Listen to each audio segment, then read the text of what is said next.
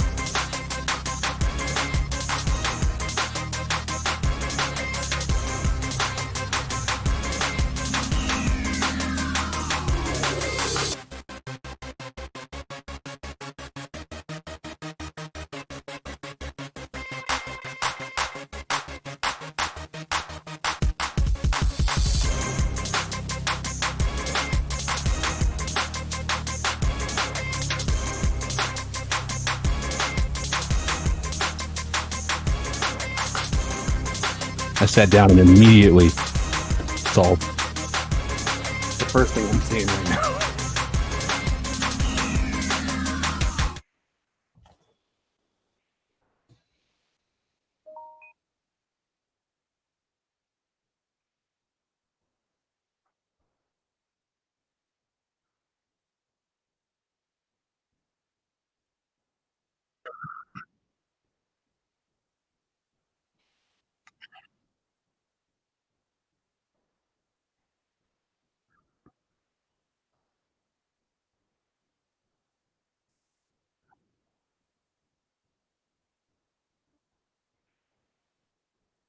They couldn't hear me, but they can hear you. How about all of that, Cody? All of that, and they can't hear me. All right. Welcome to welcome to the C3 Panthers podcast. It's Tuesday night, 9 p.m. We're about 30 seconds behind the audio because of your man Tony, who can never ever get it right. But we're here talking about the latest Panthers news and opinions. Go ahead and smash the thumbs up button on YouTube. And subscribe if you're on iTunes, TuneIn, Stitcher. Tell somebody about the podcast. We're here talking about the latest Panthers news and opinions from the fan perspective. My name's Tony Dunn. I'm here with Cody Lashney. What is up? Tony Dunn. I hope I'm not muted. I almost feel like I should wait for it. Allow for a grace period for okay, cool. What's up, everybody? Man, listen, as always, there's no way I'd rather be on a Tuesday night. Even on a slow night when there's no news, man.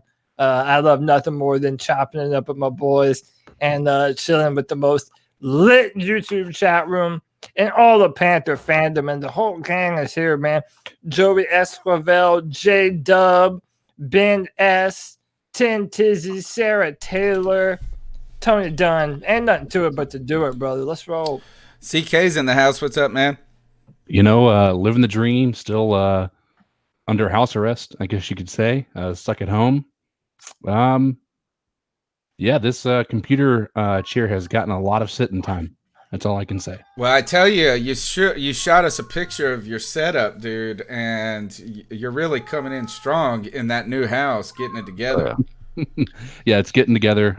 Internet helped tremendously in my motivation to get everything up and running. But now that we're here and ready to go, man, I'm telling you, I'm ready to get this thing, kind of started with Cody with the better Noah potential draft pick for the Carolina Panthers and whatnot. So let's do it, guys. And we got Greg. Greg's on the show. Greg, his clean-shaven face. Greg, the supervisor. What's up, Greg? You look so clean. Yeah, but well, this is the cleanest I've seen myself in quite a while. So it's interesting. I'm always doing this now with my chin, but I have nothing there to grasp or to. But I'll get over it eventually. So yeah, man. Even in a slow news week, I'm sure we're still going to find at least a few hours of stuff to talk about. So, we'll see. We'll see what we got. Panther tonight's show is number 8 of the year. Panthers prepare for draft amidst public ire. We're going to talk a little bit about the frustrations for working home if you're the Panthers social media.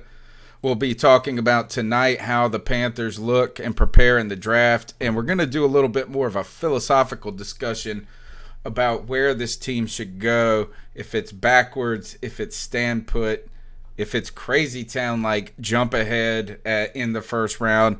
I think most of the discussion is going to be talking about trading back and the potential there or standing pat.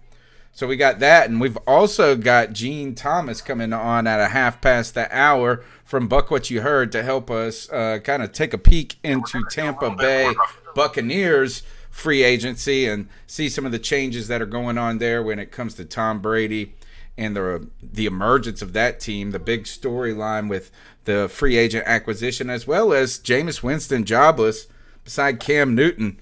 And so we'll talk about that much more with your cat calls, 252-228-5098. Guys, let's go ahead and I guess it is a slow news week. Cody, is there any news? I think there actually is. I saw this as we signed a wide receiver, right? Somebody from, was it the Ravens maybe? To show you how I know how inconsequential it is. I have no idea the name you're about to say. Dude, you could say Hoot Gibson, and I'd be like, yep, sounds about right. I swear we got somebody. We got Pharaoh Cooper. We got that. That happened in the last week. A lot of this is old news. They just signed the contracts. Right. Is really what you're seeing. So, like the Seth Roberts, I think is who you're thinking about. Yes, that's who I was thinking of. How long has that been out? I mean, I feel like that wasn't new. I mean, I could be wrong, but I feel like that was one of those things that they reported on that first week of free agency. And now you're just seeing the people signing the contracts, like Bridgewater officially. Okung finally acknowledged that he was a Panther. Did you see that? He put his name Panther as King, Panther like King. Yeah, he's which I coming in. love, actually. Yeah, and finally the embraceal of the Panther team that we've been looking for Okung. So, yeah, none of these guys matter, it seems like. I mean, Okung is an important storyline, but there really has been no news with the team so far. And I guess the social media team has been frustrated at times by this because today they put out a tweet. And I've got it up on the screen right now for people watching on YouTube, and it is the work from home tweet. And ultimately, they in Carolina Blue, over 50% of the pie chart is Panthers tweeting things they're mad about to the Panthers fans, tweeting at Panthers. Yeah, things they're mad over. I'm like, daggone, they're just throwing some shade right there. I do listen. I've always thought that we have one of the better online teams in all the NFL. Dude, our Twitter team is so awesome, and I don't blame them, man. Dude, everyone's pissed off on Twitter about obviously Cam Newton and all the other shit and shenanigans that have gone down. I'm happy that they did kind of choose to address it in this sarcastic manner, because it's like, dude, they had no say so in this, man. It's their job just to report what's going on and put out stuff that they're paid to put out. So I'm into it, man. I'm happy that our team is still still personable. It seems like they know what they're doing. What do you think this dose says about what the response has been? It's got to be a little telling, is that even the social media team, who is trying to keep it light here, is probably like, oh my God, we have just been flooded for the last 3 weeks with negativity. You cannot read the first comment of a Panthers post without seeing Cam Newton's name. Every single one of them. I look at everything. House call, by CMC. Sure, Miss Cam is the first comment. So, and people trolling them with Cam Newton's posts, and the comment that or the tweet that the Panthers made of "We miss you," and they tweeted at the Bank of America Stadium. People do. Have you guys seen that? You might have retweeted it, Tony, where somebody basically photo opped the post of Cam Newton like throwing footballs and stuff like that, and put that "We miss you" from Carolina Panthers up top. Oh yeah, which I got fooled by. All right, so this was a tweet that was photoshopped. It was a fake tweet, and they copied two tweets and put them together. Yeah, they copied the Panthers' official Twitter blue logo, and I saw a picture of it. And I should have known, once you see a picture of a tweet, you think it. I actually thought, man, maybe it's been deleted. That's kind of was my first thought, is that, that didn't go over well. But is that right now we're at a time where Cam Newton continues to dominate the stage so much where there's even fake talk, and we're getting duped by it, dude. At that, my first reaction to that was, is this serious? Like, at this point, I should have known. In my mind right now, for whatever reason, I'm trying to convince myself that the longer Cam Newton goes without a team, the more likely it is we're like, you can come back to us for cheaper. We'll sign you, and then saves money, and still you'll have an opportunity to compete. Because apparently the Chargers have there's sources saying they're not interested in Cam Newton in the slightest. There's a lot of talk about Cam Newton possibly not even being a starting quarterback in the NFL next year. I don't understand that mindset. I just don't get it. I get the injury and everything. He's been injured prone for the last season and a half. I mean, I get that, but what quarterback? I mean, there's so many quarterbacks that have been through that, and people don't give up on them like this. I just don't understand the problem. A lot of people have made so many moves for quarterbacks. Like, there's not many quarterback hungry teams, and you're not gonna. You look at the Patriots; they don't have very much cap space. You look at the Chargers, and they're going to be looking to the draft for their future. You look at a lot of these, places that the quarterback, and half the teams in the NFL would probably prefer to have Cam Newton as their quarterback. Well, the problem is they've got their quarterback locked up, and they would lose so much money by trying to do that. So, Cody, I got it. Right now, let's roll to a little clip from Chris Sims talking about Cam Newton's situation. The elephant in the room, and it just didn't get enough attention, in my opinion, is Carolina screwed over Cam Newton. I mean, they screwed him. I just feel like if other quarterbacks got treated the way Cam Newton just got treated, where, hey, free agency started, hey, look for a trade. A lot of the other spots have been filled already, but go ahead and look for a trade now. I mean, I'm sorry. It makes me want to curse. I'm going to just say it's BS is what it is. For a guy who has clearly been the best player, or at least the most notable player on the history of that franchise, the fact that they waited so late to figure out what to do with Cam Newton, it bothers me. I can't lie about that. And now, who else is there, Mike? I don't know. It's the Chargers are bust right now. Or it's wait till training camp, or wait till a team reevaluates their situation. I really don't know, but I do think it kind of pisses me off that Carolina did that to Cam Newton. And in my mind, that so perfectly encapsulates everything that I feel like we've been trying to say. And I want to expand upon that too. Credit to Peter Schrager. I was listening to an interview with him online, and he was talking about, well, now with all this coronavirus shit going on, there's the dreaded word no one wants to hear. But now all the teams, they're not able to meet with draft prospects. They're not able to have people into the building. So Cam Newton has been hurt 2 years in a row. He's been dealing with injuries. And now teams are in a position where they can't even meet with him and talk to him and have a discussion with him. So this is also, it obviously was disrespectful to Cam Newton and what he's done for the football team as a whole his entire time here. But now they waited so long that it's affecting his ability to now sign with another team. So, I think Chris Sims really hit the nail on the head with that one. So it was a very good take. A former East Carolina football player, so I follow that because I live in Greenville, North Carolina, but also All-Pro, Pro Bowler, Chris Johnson, CJ2K, right? He sounded off on this, and he said, this is like what happened with me with the Titans, and you release me. It's the timing of the release where other teams have allocated already their free agent money, and that has changed even more so because in the current standing of the rules, guys, because Cam Newton technically was released very early in free agency. But the problem is that 2 days, or they've expanded that legal tampering period. So now free agency, even though it begins on Thursday or whatever day it begins on, it really begins 3 or 4 days earlier. And so it really, if you're on day 2 of free agency, it's like really day 5.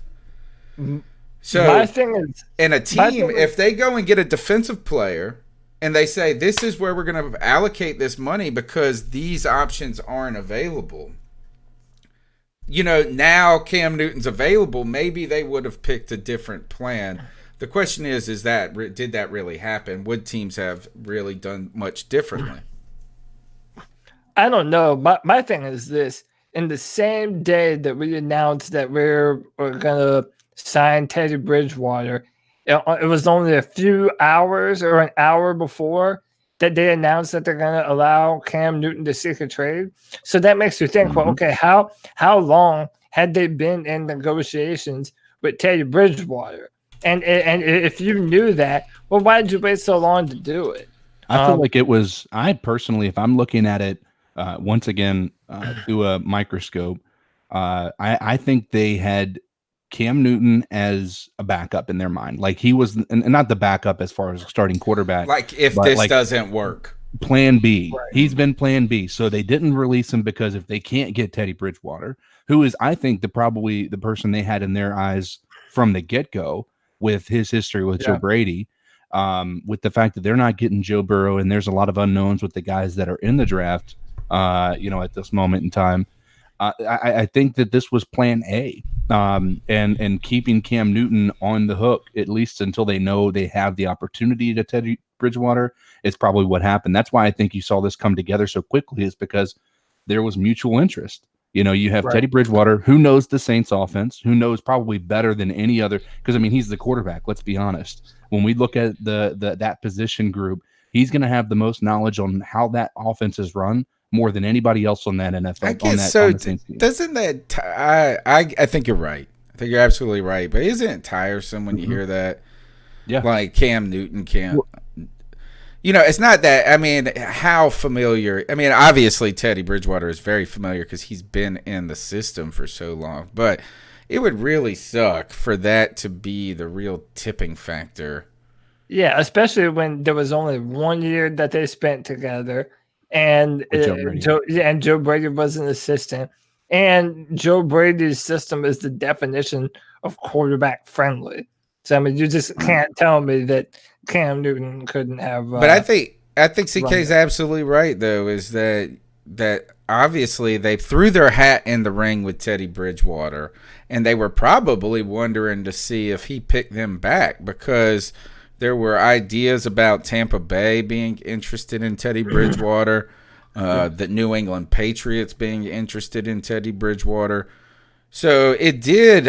The stuff with Teddy Bridgewater obviously came together quicker than maybe not quicker than they thought, but came together quickly, which then led or precipitated the, hey, we'll let Cam Newton seek a trade tweet or whatever it was. And then 24 hours later, it felt like Cam Newton is no longer going to be with the Panthers, and we're in negotiations with Teddy Bridgewater. Well, let's take bets. Which former number 1 pick in the draft will have a new team first? Cam Newton or Jadeveon Clowney? Clowney. Yeah, I say Clowney. Cheaper, and you have more in demand. I mean, I think not necessarily a quarterback, not a position. I think that Cam Newton, I wouldn't be surprised if we're 3 weeks into the season before somebody picks him back up. Gosh, that late. I wanted to reference a comment in the chat. Ben S. said that, he wonders if Cam Newton doesn't get signed till after the draft, where teams that don't get their quarterback in the draft, or, and then they start to think about Cam Newton. That's something that Will Brinson talked about today, I think, on the Pick Six podcast. I think what you're going to find is you have a situation in Chicago where you have Trubisky and Foles as your two best quarterbacks on that team. And I think 3 weeks in, you've given both of those guys a go, and neither one of them perform. I think we're in a situation where their fans are just calling for blood. And guess what? There is a quarterback out there who is still ready to go, who has been keeping himself fit, who has been throwing dimes in those Instagram posts, things like that. I think most of those that team, or even let's even be honest about it, the Colts have a situation where they have a 1 or 2 year deal with the guy who has definitely shown that he's declined over the past couple of years in Phillip Rivers. So I think that Colts fans would have probably preferred to have Cam Newton if it was a choice between Cam and Phillip. Unfortunately, they had already kind of played their cards with Phillip Rivers by the time they knew that Cam Newton was on the market. I do wonder about that, though, because I know a lot of Colts fans. There was always the Andrew, who was better, Andrew Luck or Cam Newton. So I kind of feel like a lot of Colts fans might have been more salted toward Cam Newton. But again, I don't know. I mean, I'm biased, man. I would love to have Cam Newton over all these assholes, man. So I don't know. I just hope he signs before the season, man. He deserves to be a starter somewhere in the NFL. Yeah, I agree. Let me ask you, fellas, do y'all think that this year in the draft that Tua, Burrow, and Herbert, all of them make it out of the top 10? Like, do you think they're all off You the board mean, do you before pick think they're 11? all selected Yeah. before 10? Yeah, Before I do. 10, yeah, or 10 or below. Yeah. So if that's the case, then we really got to look at it in the NFL. There's only about 3 or 4 teams that are quarterback hungry, and of those 3 or 4 teams, they're all in the top 10. Yeah. So waiting for it to sign Cam Except for the Newton after your Patriots. draft, if there's nobody, it would true. But I mean, really, if there's nobody interested now, there's probably not going to be anybody interested after the draft either, because based on that kind of logic, because all the quarterback hungry teams are going to have their shot to Let me ask you a quarterback. question, because I don't know how this would. I know a post June cut would have saved us some money, but let me ask this. I mean, we didn't save money. We lost that in millions, obviously. What would have happened in the event, let's say training camp came around? We still signed Teddy Bridgewater and we have Cam Newton both on the roster at that moment in time, right? And we let them compete, right? Somebody else can, and if one of them outperforms the other, well, we might still be able to have the ability to trade somebody and not have that hit from a salary aspect of things. Would that be a smart way to handle that, or would that have just been just way too much drama for training camp? Probably too much, because I would say that neither Teddy Bridgewater or Cam Newton would even want or let themselves be in a situation where they're not, pretty much especially if Cam Newton was still here, he would have no reason to not be the number one. And then to sign Teddy Bridgewater for the same amount of money, I don't know. I just don't think that would happen. But I don't know, man. There is one other team. I want to go back to Greg's question. I know the teams or the teams, right? Some people have floated Jacksonville out there. I wouldn't want to go to Jacksonville if I was Cam. They're just a shit show. Well, all the stars want to get out of there. By the way, from Miss Susan Deans. Yes, thank you to Den Mama for contributing to the C3 Panthers podcast. Also, if you want to be a part of the show, call in. It's the Cat Calls line. The number's 252-228-5098. I think a team that could be intriguing with Cam Newton would be the Pittsburgh Steelers. That I could see, but they already said no. I think they're in the same boat. They've got Ben Roethlisberger, but if there's no Ben has on the hook for him. I don't think that's the situation. But he's been hurt. He looks like a fat ass, right? The pictures of him, he doesn't look like Cam Newton looks like in his Instagram. He's getting older. He has not played to the level that he has played in the past. He has shown that he's constantly injured. A couple of years ago, I saw one reporter say that they saw Big Ben in training camp. Maybe it was before last year or the year before. And do you remember when he just had to take time off because of his elbow? Before he had the surgery, and so he just took. Yeah. Who did I say? That's not you. That's not you said. He took time off, and they said that training camp that year, he went out there during training camp and threw like 5 or 6 passes, like nothing. Like he didn't participate in the day, and when he was taking questions later on in the afternoon, his arm was wrapped up like with ice and all of this. Like it was just such a. So here is that the Steelers are in some ways very similar to what the Panthers have been, or with the quarterback, with a much older quarterback as well. Yeah, is that look, they lost their quarterback and they put up a hell of a fight last year. But with Duck Hot, they can't win with Duck, whatever his name is. No, the only reason they put up a fight was because they had an incredible defense there the second half. But that's what I'm saying. You get Cam Newton on that team, and all of a sudden, even if Big Ben goes down, you're in a better position. I still think you're in a situation with the Steelers where I can't remember what Roethlisberger's contract looks like, but unless he makes the decision to retire, I think that they're out of luck with him. I think that you're kind of on the hook for a guy that you probably owe way more money than he's worth at this point. Here, let's pull out I would like to first pull out our Camtology Bibles and turn to the Gospel of Cam.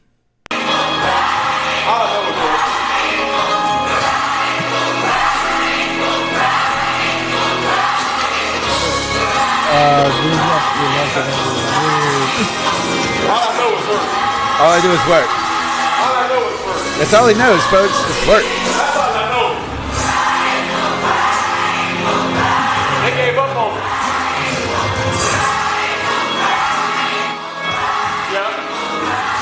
Yeah. I tell you this, guys. A spiritual Cam Newton overpowers Big Ben, the rapist. Oh, I shouldn't say it. Actually, alleged. Therapist. Yeah, Therapist. Allegedly. Yeah, therapist. Therapist. I agree with that one. Exactly. Good one That's there, Greg. exactly what I said. But still, here, you mentioned it earlier. Who said something about his Instagram? It was CK. The videos. Yeah. Him throwing doing the ball. his.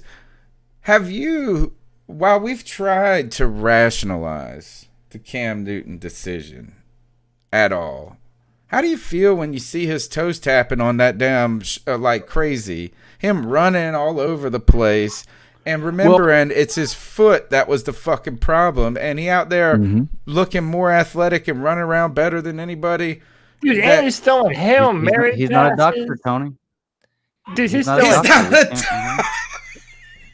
That's what we were told by Tepper. He's not a doctor. I'm not a doctor. We don't know. Maybe. Well, the thing that I think that, to play devil's advocate there, those are edited videos that he's put together. I can tell you that he's probably not going to put any Of any him of in the ice tub misfires and stuff. afterwards. Yeah, exactly. And how long that workout really was, how much he was running, how many throws he actually was able to, have on point.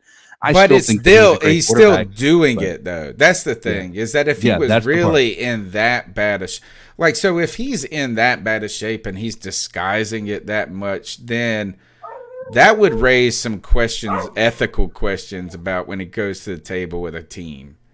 Yeah. Right. But to me, what this says is that he's healthy enough to at least make the video. Yeah.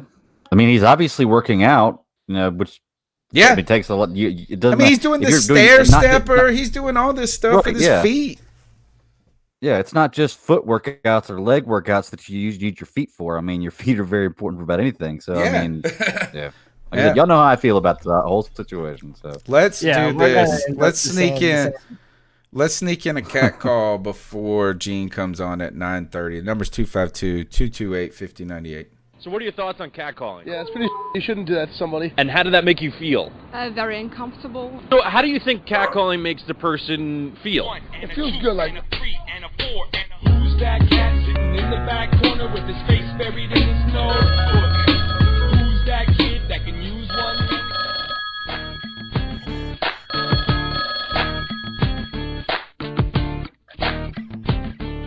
What is up, everybody? It's your boy again for the third week in a row. Pigskin Pete. Pigskin Pete. Here's what I got to say, man.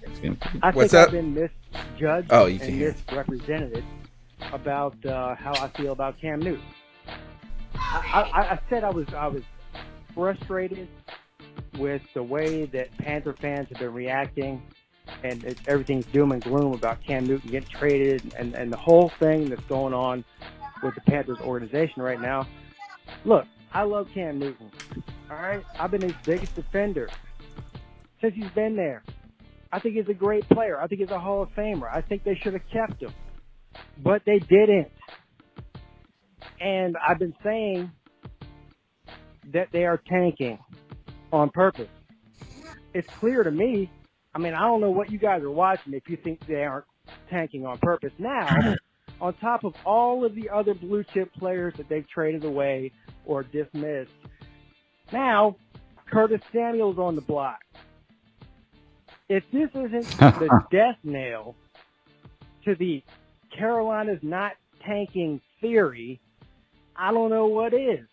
So I don't even know what the point of this is that I'm getting labeled all of a sudden after defending Cam Newton and thinking he's one of the greatest players. over the past decade, maybe ever, for Carolina. I'm getting labeled as a Carolina hater. Oh, this guy hates Cam Newton. Hater, yeah. He's just a Cam Newton hater. No, motherfuckers. I'm not no Cam Newton hater. I love him. I think they should have kept him. But here's the bottom line. They're moving on. They're moving on from him. They're moving on from all these other guys on purpose. They're tanking. Just get over it. Look, just get over it. Just get over it. I'm not a Cam Newton hater. All right? I love the guy. But they're doing what they're doing, and it's time to move on. It's time to move on. Pig Stand Pete, checking out. Brother Pete, I agree with you, man. And for the Lord, really what this comes down to, I feel, is it's a matter of practicality. Knowing that there is nothing that any of us are going to do about this now. A lot of us still want Cam to be here, especially after seeing the videos of him moving around and throwing the football and just, doing things that we all know that Cam Newton can do. But yeah, the truth of the matter is Cam Newton's not coming back. And as much as that sucks, Panther fans now have to look forward. And I think the commonality, the thing that Panther fans specifically need to work on is knowing the things that you're not going to be able to change and have a say-so in. And that very well might be that the Panthers do not even have intentions of being a good football team next year. And that might rub a lot of you the wrong way too. But if we had to have another bad season to have another 10 plus years of fantastic Carolina Panther football, I promise you it's worth it. But that's a big gamble, though. It certainly is. But at a certain point, you have to kind of read the tea leaves. Now, I personally don't believe that McCaffrey or Samuel will end up being traded.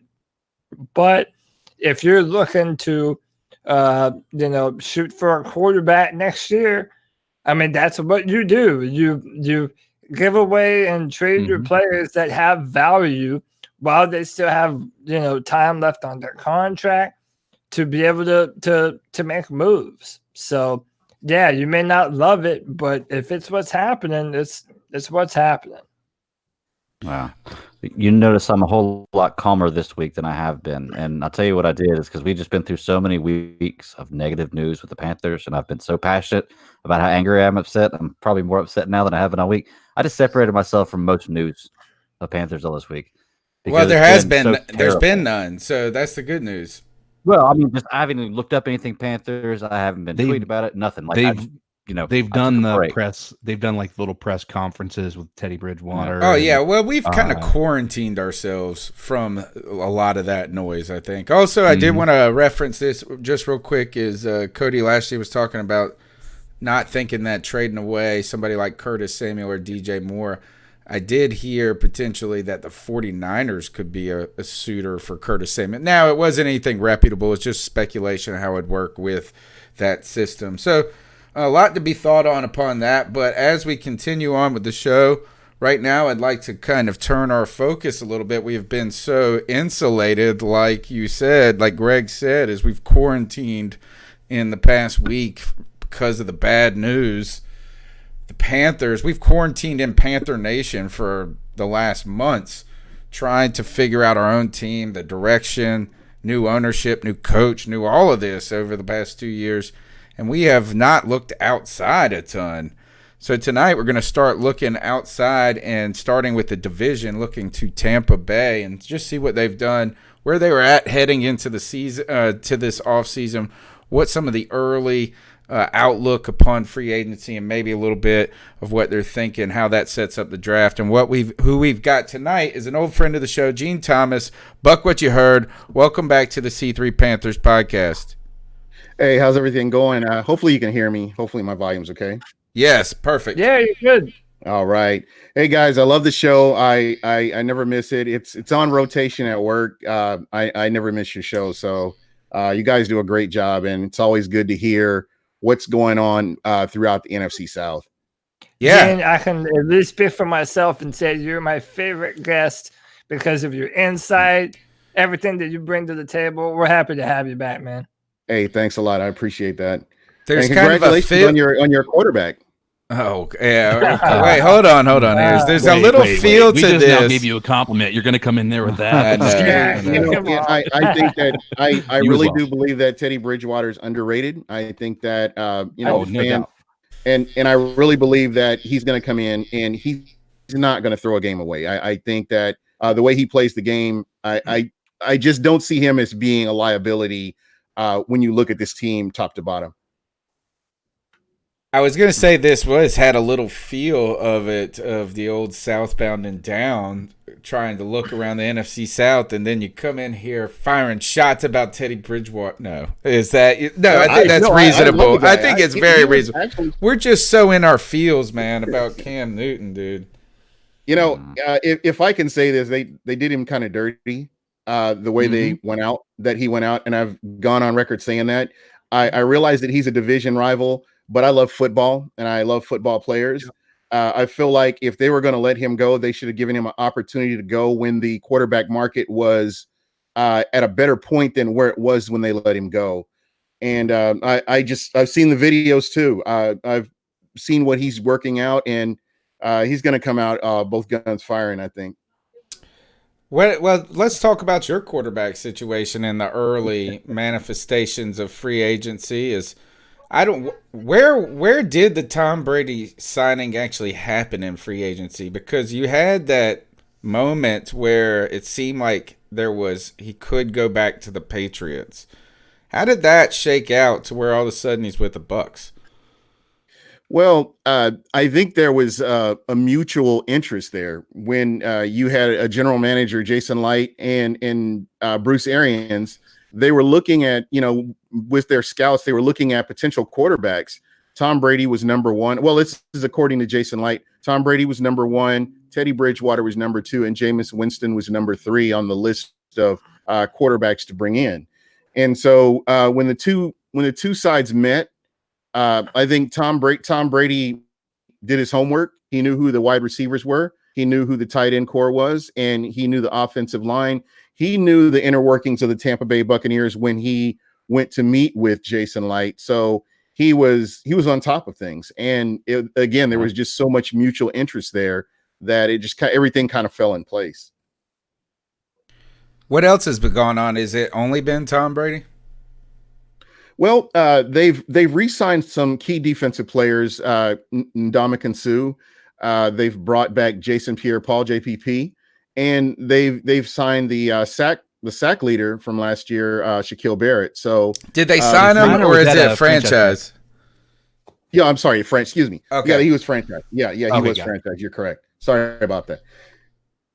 But just getting him back, I really believe that they'll get him on a long-term deal here pretty soon too. Let me ask this, because I think it's a question I think that goes along with the signing of Tom Brady. There's going to be, I guess, a double side to this. This is a clear signing of a win now mentality, right? Because you guys have every piece that you need. You just haven't had that reliable person under center to be able to make sure that every game you guys are competitive.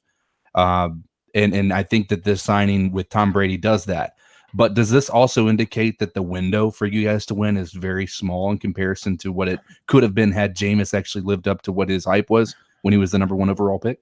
Absolutely. You see the moves that they're making right now. The roster's fluid. So, I mean, what you're seeing right now, if you went out and looked at the roster right now, it's not going to look like it's what it looks like now will not look like what it will be come kickoff in September. They're still making moves, but you're absolutely right. They went in and got a quarterback that they feel can get them deep into the playoffs, if not into the Super Bowl, according to their mentality. As an outsider looking in, I don't watch as much game film as they do, but there are just some things that I see, holes that I see that they need to fill. But it's going to be an interesting season to see exactly what they do. Gene, I have a very straightforward question for you, man. How do you feel, brother? I mean, the dude, Tom Brady. It doesn't even feel right to say, really, that Tom Brady is an NFC South quarterback and is a Tampa Bay Buccaneer. Like, I don't know. It's still so early. It's like there's that does not compute kind of. You know why I like this signing? Yeah, go ahead. I was just, I'll let you you guys have taken away the ability for the Patriots to say he has been the only quarterback. He's been only a Patriot and that's it. Now he is a Patriot and a Buck. No matter what happens, if he wins you guys a Super Bowl, which I'm okay, as long as Atlanta doesn't win a Super Bowl, I'm cool with it.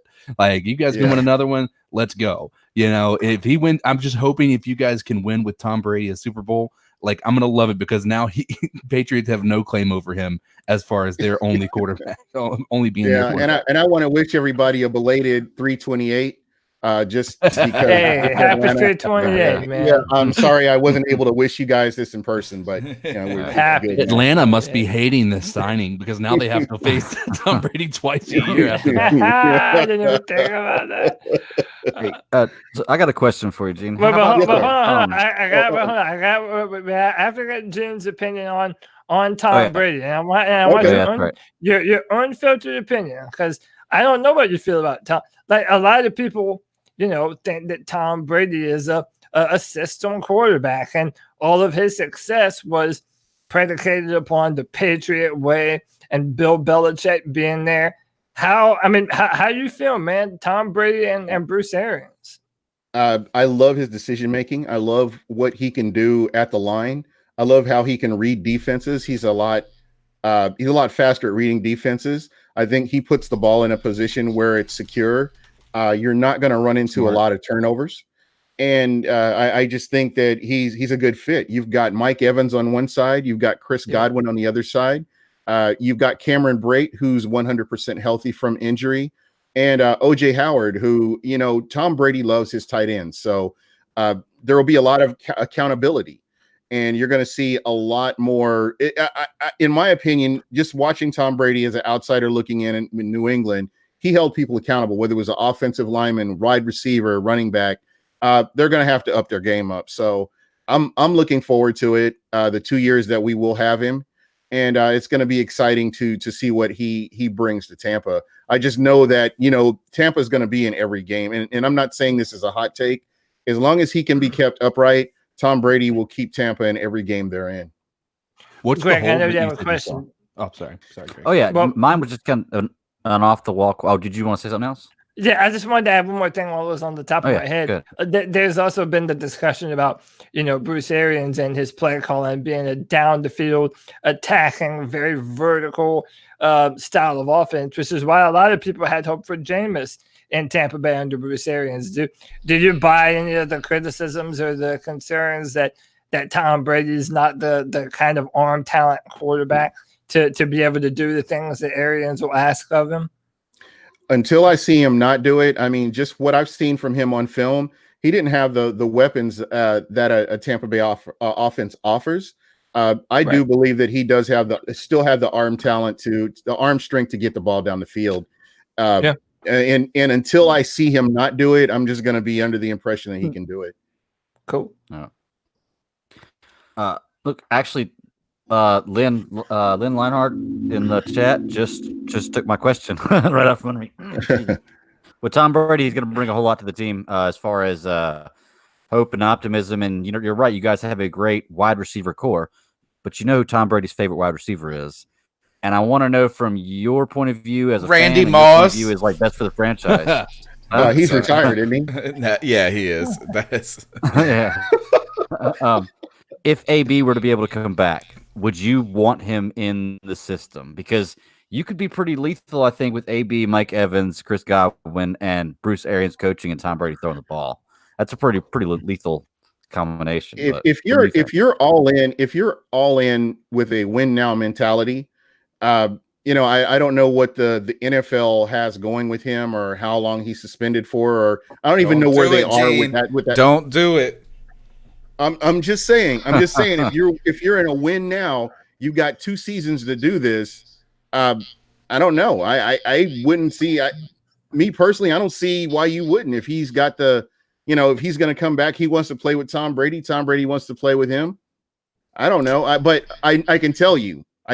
So this is just my opinion, but I can tell you that Bruce Arians flat out said, no, it's not going to happen. So, okay.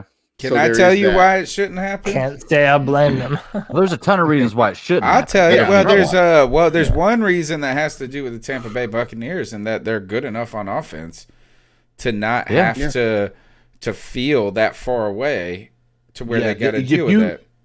If you add somebody like that to that type of an offense, you're just asking for your receivers to be mad, right? Because they got Godwin. He's awesome, dude.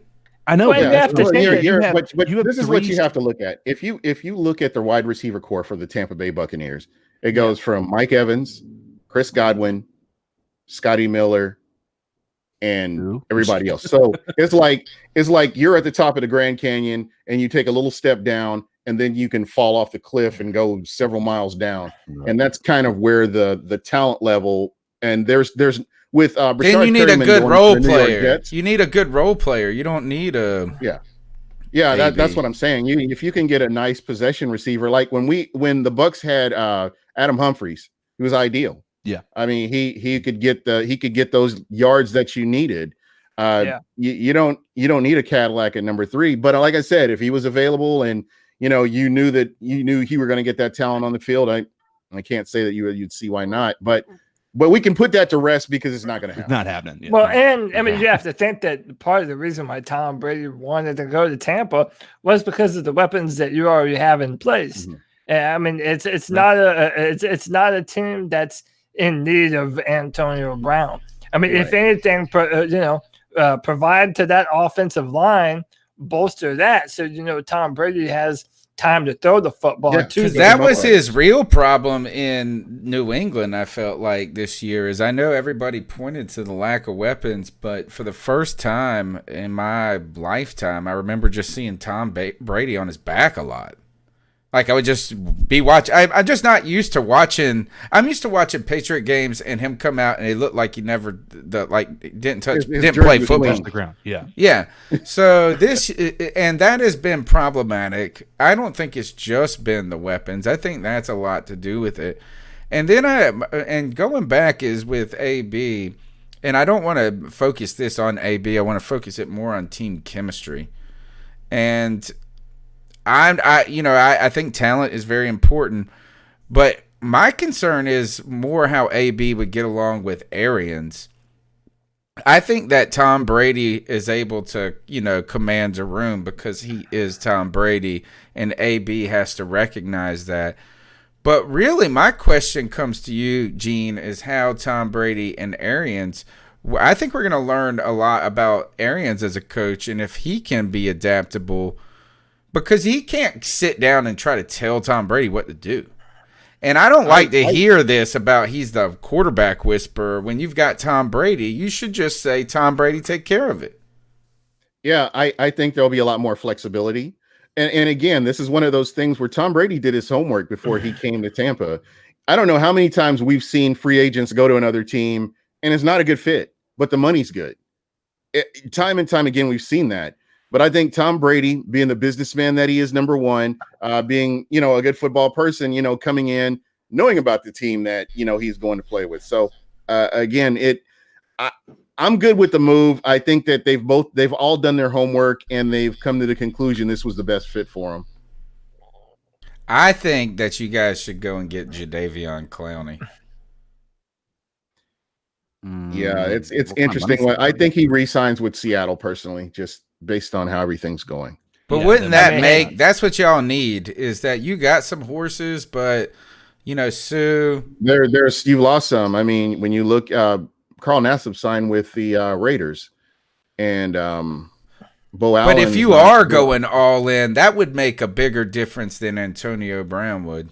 Yeah, most definitely. But again, like I said, they made it abundantly clear, both coach and GM, that AB's not coming to Tampa. So you would probably see the Bucs go into the draft getting that number 3 receiver, and because the draft is stacked this year with wide receiver talent from top to bottom. So I mean, you could go into the late rounds, and find a good number 3 receiver to complement Mike Evans and Chris Godwin. So Again, that's kind of where you are with the Buccaneers as far as the offense goes.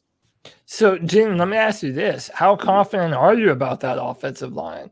I mean, are you still kind of? I mean, do you believe that it needs to be worked on through the draft? Is there, potentially another free agent? I don't even know how much money you guys have left to work with, but it's going to be it's pretty tight after re-signing Ndamukong Suh. It's pretty tight. I would say me personally, the offensive line should have been addressed over the past 4 years, and I don't think enough attention was paid to the line.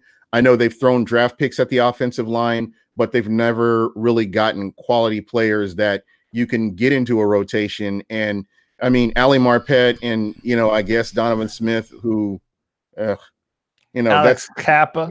Alex Kappa, and I will say this about Alex Kappa: he's come into his own.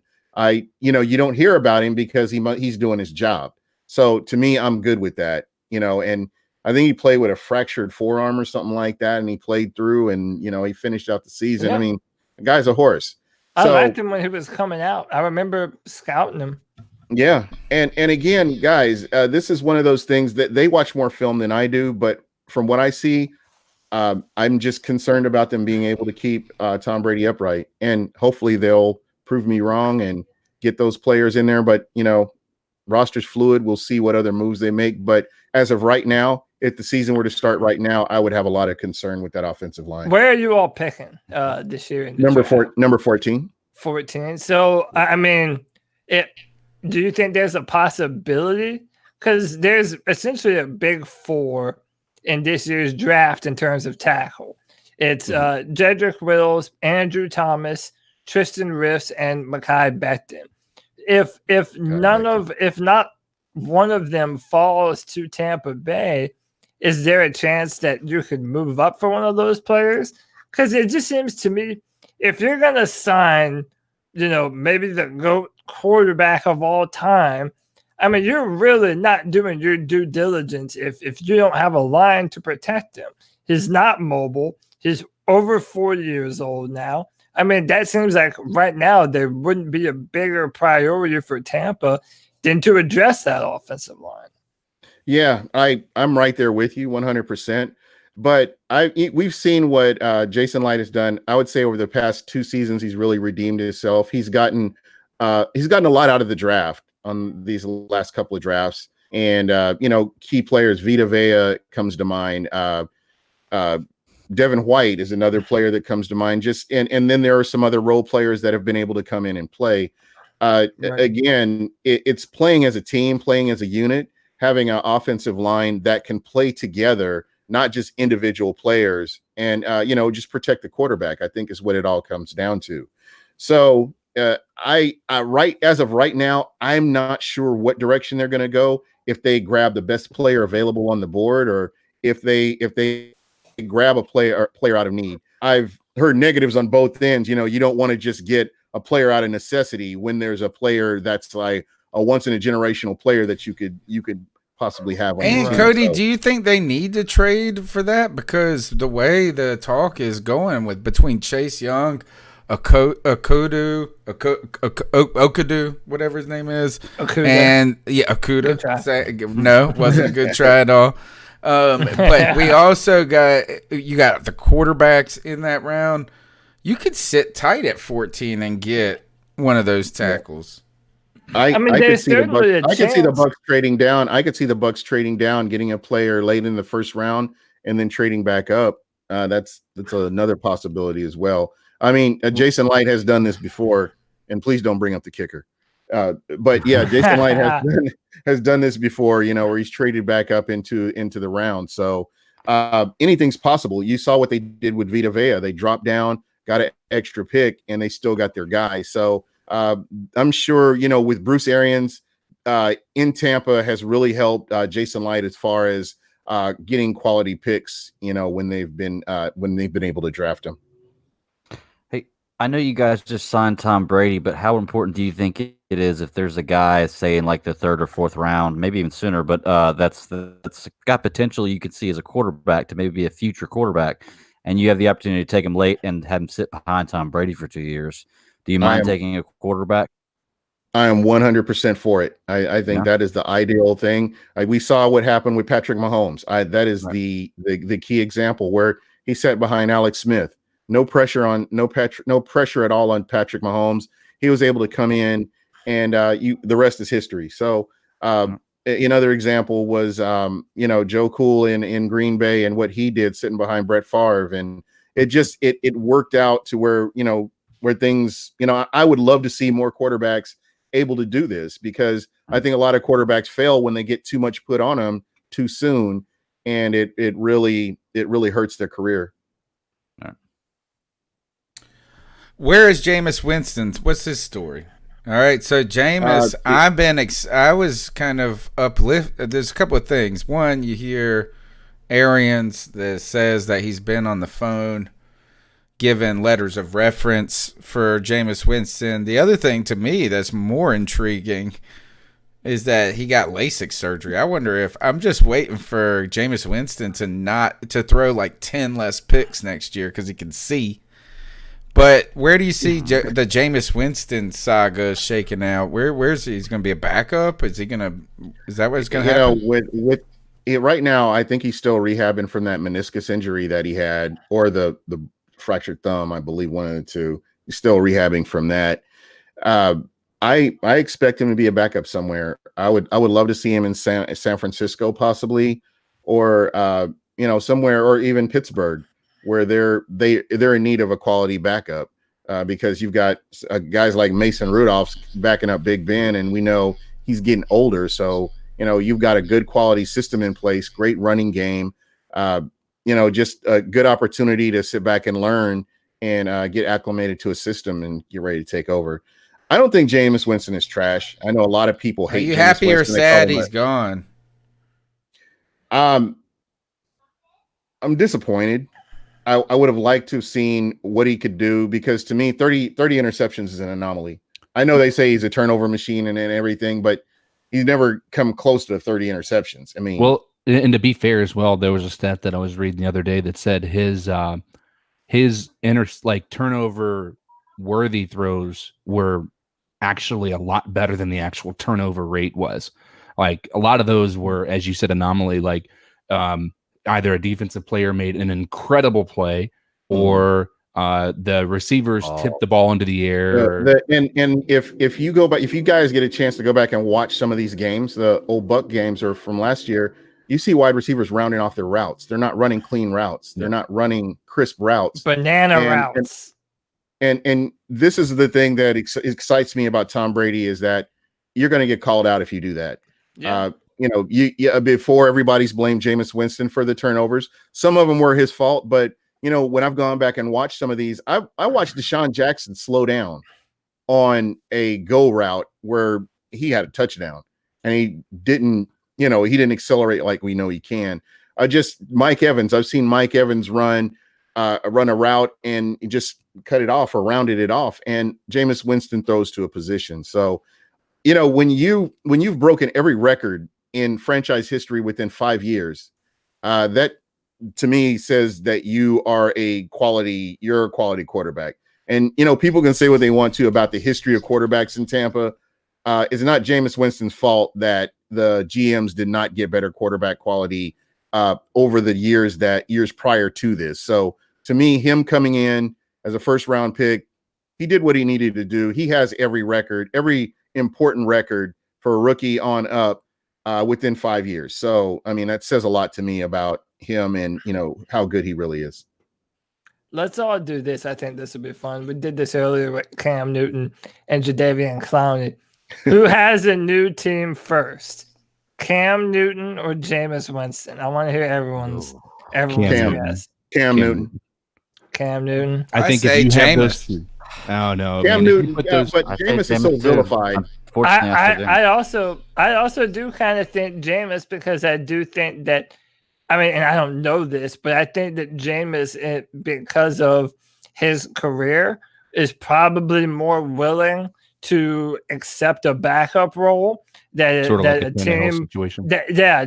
team would prefer to have Jameis in Whereas I think Cam Newton is pissed off right now. Well, because he doesn't have the resume Cam does. He doesn't have the resume that Cam does. He has the first round draft pick accolade. He has what he did in college, but that's 5 years in the past now. And I think if you're looking at a team coming in, and that's where Gene said Pittsburgh, that makes me upset because I'm kind of thinking Cam would be fantastic on Pittsburgh. Put him in the AFC, Pittsburgh. No, I think he's going to San Diego. But I think you're right. Who do you think's going to San Diego? Cam Newton. No, I've heard the sources are saying that he is actually. I heard L.A. What about Las Vegas, y'all? Nobody's talking about Las Vegas. That's a good spot for either one of those. Sorry, guys. Gene. I sorry. San Diego. Yeah, I heard it was L.A. Hey, to the Vegas thing. Marcus Mariota is the backup to Derek Carr. Derek Carr. Yeah. So it would be, you got a lot of quarterbacks. It's a thick with quarterbacks in Vegas if he were to go there. But wouldn't it be a much easier fit? Be there, though. It would be a much easier fit for Jameis to go behind Ben, Super Bowl champion, multiple Super Bowl champion, or I think, and then all the accolades he's had. The problem is that Cam can't sit. He can't be a backup behind somebody that isn't like Tom Brady. Yeah. You just can't. I mean, really, the only place I think you could call Cam in and ask him to be a backup would be like Green Bay. It's the only guys, argument. And this is what I'm I heard some of your answers. Why couldn't Cam go to Los Angeles? You don't think there's no? I think it would make sense. I think it's smoke that they're saying he's not. I think it's smoke. Yeah, I don't. I think that's where he could go. I think that's well. I know that Cam Newton put out some footage of him and Tyrod Taylor training together. He'll take his spot real quick. Yeah. Oh, no doubt. And I don't. Poor Tyrod. I don't necessarily. I don't trust anything I believe on the internet about, this team is interested, this team isn't interested. I think it's all BS, especially the stuff you read online. I'm hoping for Los Angeles because I want Cam Newton to have the best. I still love Cam. Yeah, that's my favorite football player of all time. Trey Turner is already there, so he already has a rapport. Bro, their defense, one of their better offensive monster. Yeah, their defense is nasty. And by the way, Cam Newton, with as eccentric of a man as it is, with all the hats and the outfits, he'd fit right in. Dude, Los Angeles is his home. He just doesn't even know it yet, man. That'd be perfect for him. Perfect for have some boutiques open up and yeah, man. And dude, imagine a waffle joint, man. Yeah, I'm that's what I'm saying, dude. And the Chargers, they have no fans in Los Angeles.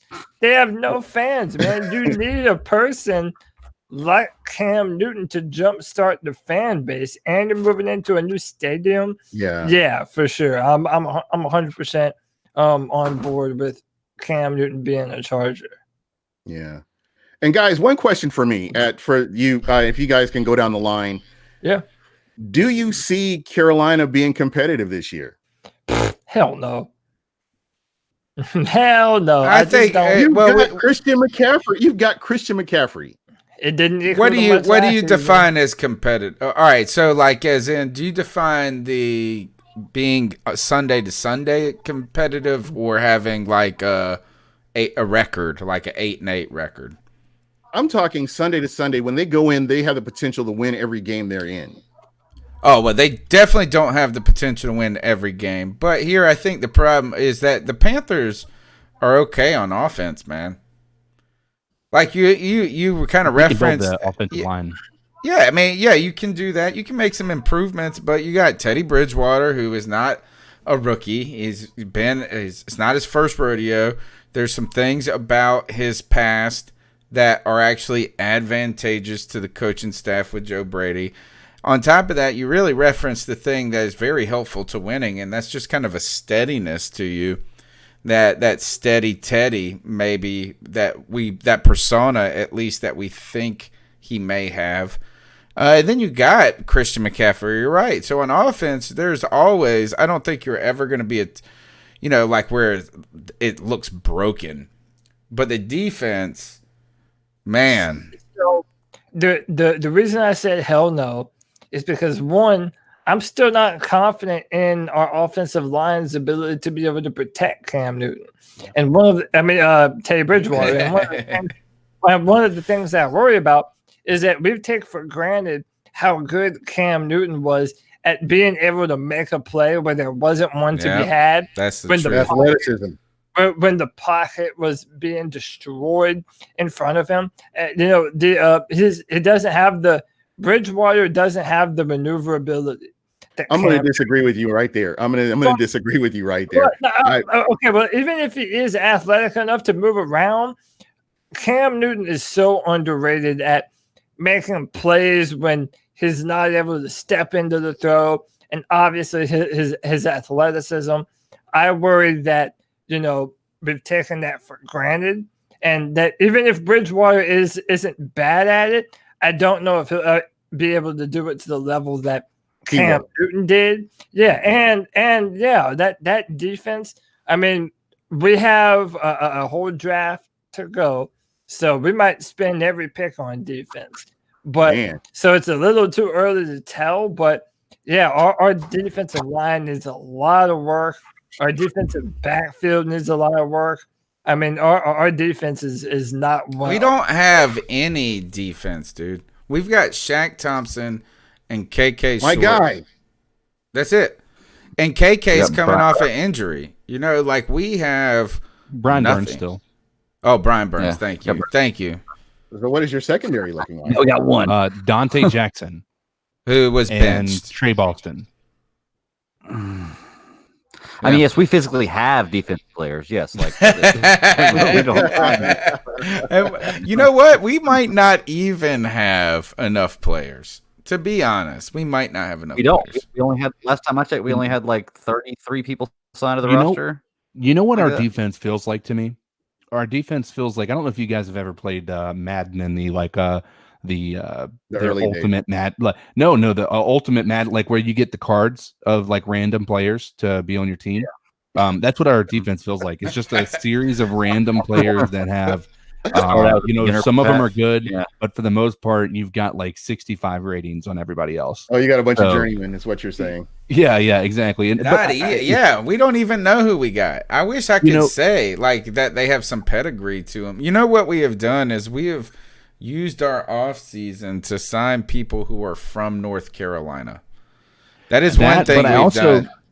I think that this, we got Robbie Anderson. We didn't even mention that. We're talking about the offense. We did get Robbie Anderson. That makes us offensively potent with Christian McCaffrey and DJ Moore.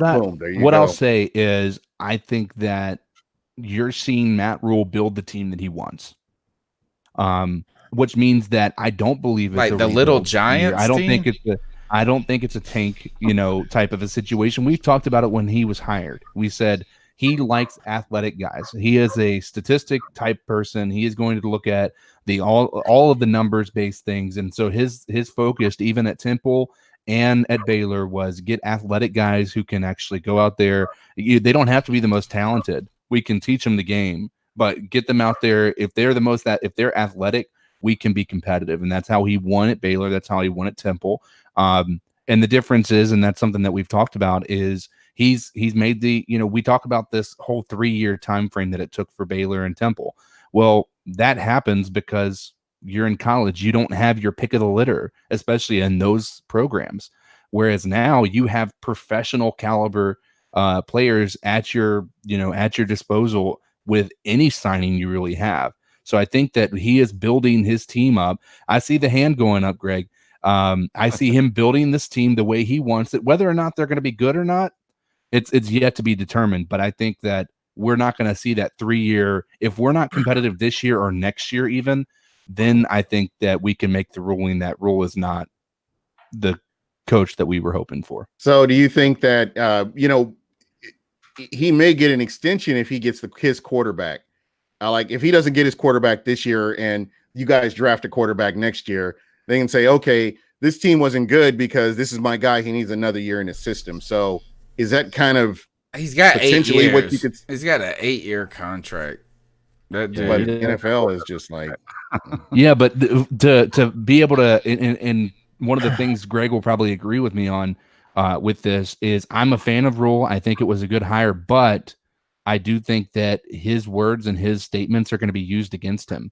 In this instance, he said, we're not going to have this whole rebuild year. We have our pick of the litter of, talented players now. We don't have the same situation we had in college where it took me 3 years to build a program. We don't have that in the NFL because you're dealing with professional, high caliber athletes all the way around. So he's saying that, meaning that he's made the determination that this is not a rebuild year. He is coming in to be competitive.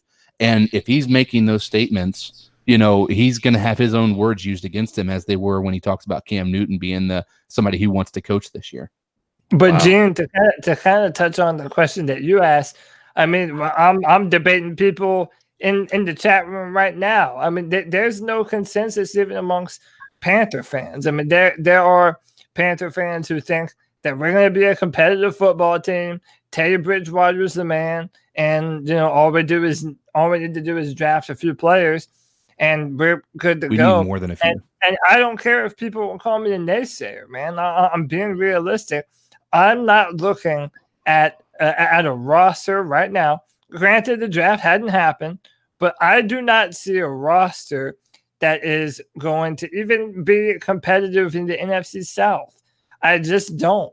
Let alone, I mean, maybe there's a seventh wild card now, so maybe we would slip in. But at that point, I prefer to be bad enough to draft a Trevor Lawrence or a Justin Fields next year. So, yeah, I'm just, my nightmare scenario is 8-8 or 9-7 or 6-10 or whatever, and it's that middle of that is competitive. If you are, that's your nightmare. That's your nightmare. Yeah, that's a nightmare scenario. I would so much rather be 0-16 than a middle of the pack football team, or even a team. Trust me, you don't want that. Or barely, you don't want that. He doesn't go back that far. I'm speaking from experience. He don't go that back. He don't go that far back. Hey, real quick, I want to comment on what CK was saying because there's a flip side to that conversation with Matt Rule, and here's the thing. He's saying in his mind, he's taking highly athletic guys and he can train them to do what they're doing. That's a great mindset in college because you're taking guys who are more athletic than most people in their high school that are going to be able to come to college and play, and you're molding them at 19 years old. When you're 26, 27, even 24, 25, and you've been in the NFL for 3 years, 5 years, 6 years, like some of these guys are signing, okay? You are not going to learn and all of a sudden become a great player. You are what you are. You're not going to Mario Addison wasn't a good player. Signing, who? Mario Addison was a habitual third stringer. Like he was team to team, and then he came here and he was developed into a good player. It's interesting. Player, I want an elite player. Yeah. I want to play devil's advocate because I think about Greg Schiano, I think about Chip Kelly, and even Nick Saban when he was in Miami, coming in with that mindset. You have to have a certain kind of temperance to be able to work with professional athletes. They're totally different animal than college students. Not mean saying totally different animal, but you know what I mean. Totally different than how you would handle college athletes. So I'm really interested. There's a couple of teams that I'm actually interested in watching this year, and Carolina is one of them. Just because I want to see how this all evolves. I was, low key. I love Cam Newton. I love to watch him play when he wasn't playing the Bucs. He's entertaining to watch. It's good football, and he was one of those guys. And then now that he's moved on, I want to see what does Carolina build this into now that the Ron Rivera era is over. What is Carolina going to build this team into? Outside of Robbie Anderson, which we can explain that Robbie Anderson is a part of this team because of his history with Matt Rule. Outside of that signing, all the people that we have signed are people that don't have an ego, right? When you look at it, Understood. there are people that are going to be, you have the Pharaoh, you have Seth Roberts, you have, what is that tight end that we have an abundance of players on this team that have not got enough in their back pocket outside of Christian McCaffrey to be able to say, you're not going to talk to me like that. I am so-and-so. Cam Newton, you can't go up to him and start, you can't coach him like he was in college. These guys we've signed, I think that's the reason that you're seeing that, Greg, especially to your point or even to your point, as far as anybody's point about not being able to coach NFL players the way you do in college. I think the people we've actually signed this offseason are probably closest to the people that you're going to be able to coach that way. Okay, so you're right. You don't want an ego, but you got to have a little moxie to be successful in the NFL, right? You don't see any. Who are good players? I mean, okay, I can name one: Larry Fitzgerald, a good player who doesn't have some kind of chip on his shoulder, some kind of attitude out there, some kind of "I am the man" Russell Wilson type attitude. Russell Wilson isn't the type to go, talking back to a coach. I mean, but there's plenty of. We're naming a handful out of hundreds. Yes. And that's what I'm saying. Mm-hmm. Yeah, but I mean, you look at the Patriots. You didn't see anybody, standing like they all are like. And if you want to be successful and you want to be a Patriot, you've got to be coachable. And everybody's going to point out the Patriots, but you have never seen. But you were going to hit the bricks if you weren't doing what you're supposed to. They got rid of Randy Moss. That's a good point. Yeah, exactly. And so you found a situation where you have to kind of fall in line. And so to the point that Saban, yes, he was a big failure in Miami. You have Greg Schiano. You have a laundry list of people that weren't able to succeed, but also you're hoping that you're that one that is able to, such as Bill Belichick, such as why can't I remember? It's Pete Carroll. These guys. There you go. That's one of the success stories there. So just because you have a laundry list of people that didn't succeed doesn't mean that we shouldn't have taken a chance on somebody who has the capability of doing so. What I'll say is that a lot of our criticisms of Ron Rivera were rooted in that old school conservative mentality they had and not being able to control the clock and not playing young players and favoring the older veterans, even if they were the worst option at the position. A lot of those criticisms of Ron Rivera, even though I have not seen Matt Rule, in one NFL game as a head coach, I'm far more confident in him and Joe Brady. Putting out a football team that isn't afraid to evolve, that isn't afraid to do new things in order to change it up if necessary, even mid-season. Hopefully make halftime adjustments, which is something Ron Rivera seemingly never did. I have a lot of hope for Matt Rule. What I worry about is Panther fans jumping ship on him and throwing him under the bus and saying, we overpaid him. It was such a terrible hire. If he does have one or two mediocre seasons.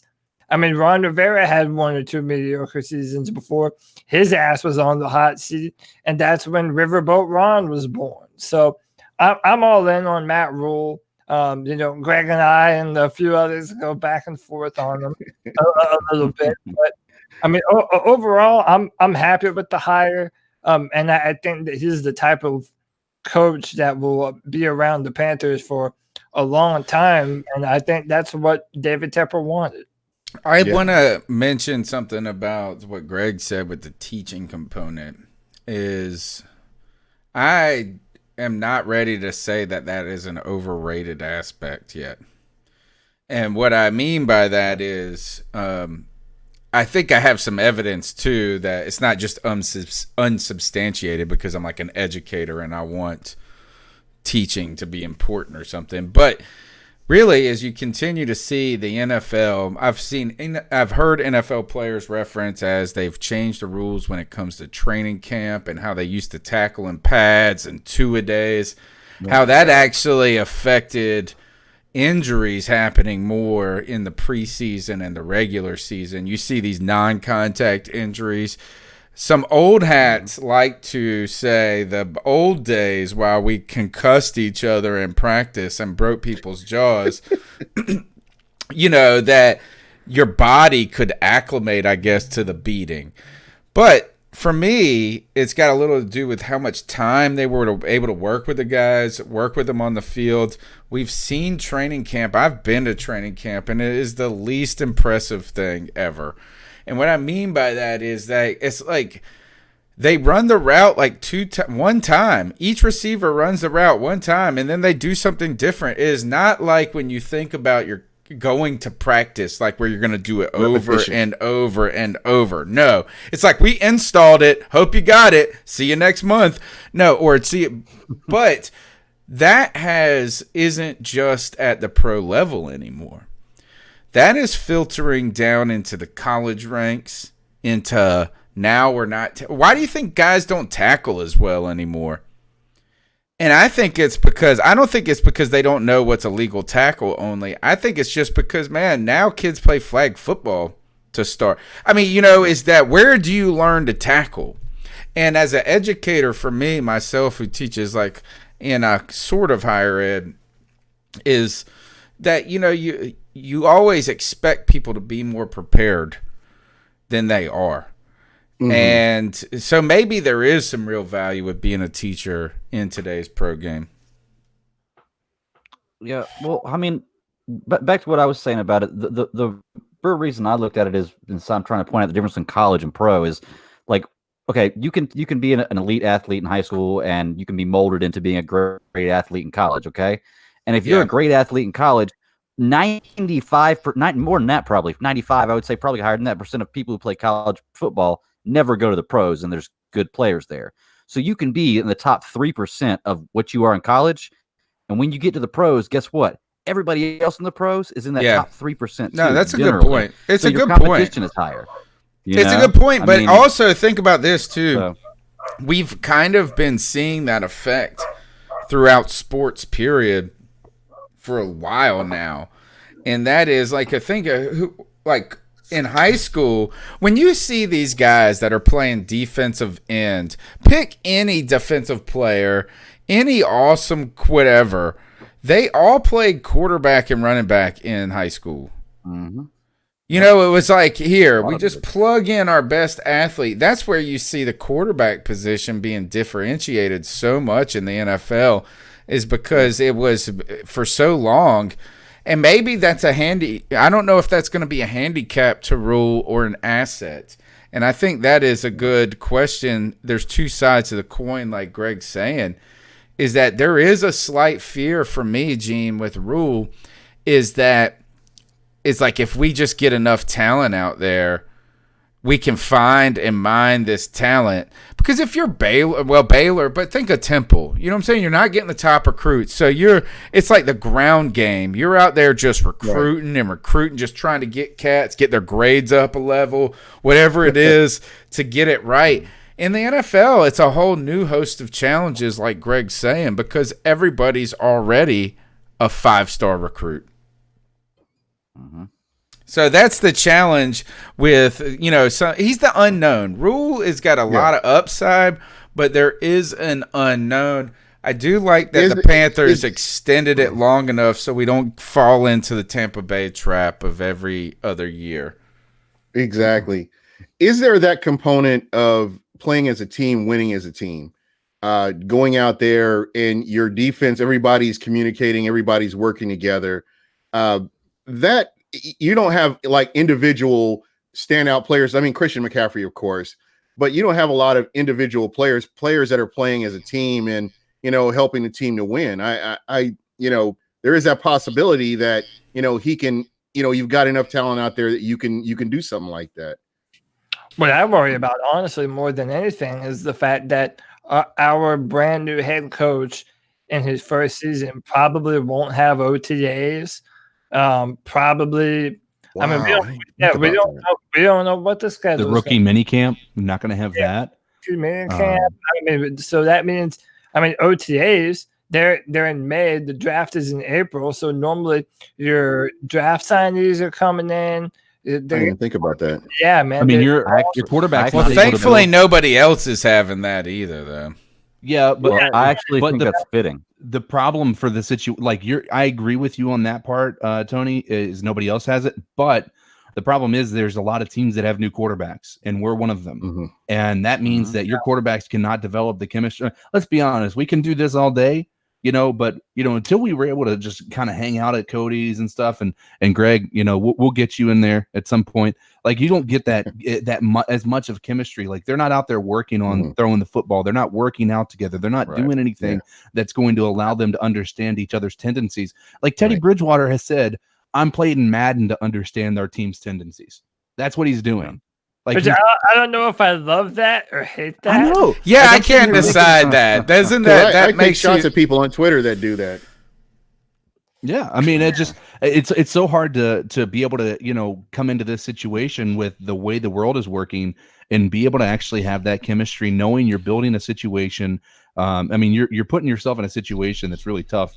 Signing with the Panthers anyway, Teddy Bridgewater. I'll be the first to say that. So, wouldn't it be awesome to smoke a starting level quarterback at Madden? Like an NFL quarterback. Like, wouldn't that be the best feeling? Is like, what'd you do this afternoon, 15-year-old Tommy? I just fucking outsmarted Phillip Rivers, motherfucker. And he knows how to play video games. Phillip Rivers knows how to play a video game with all them children.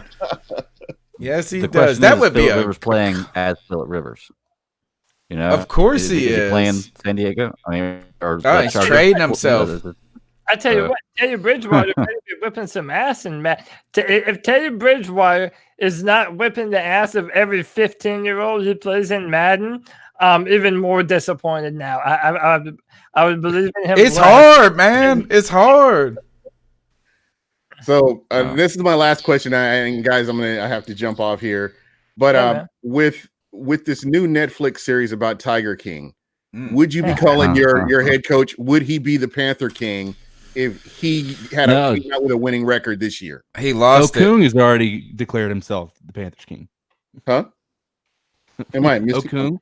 Oh, yeah, I'm late then. Russell Okung finally identified with the team yesterday or today. He has been traded to the team weeks ago.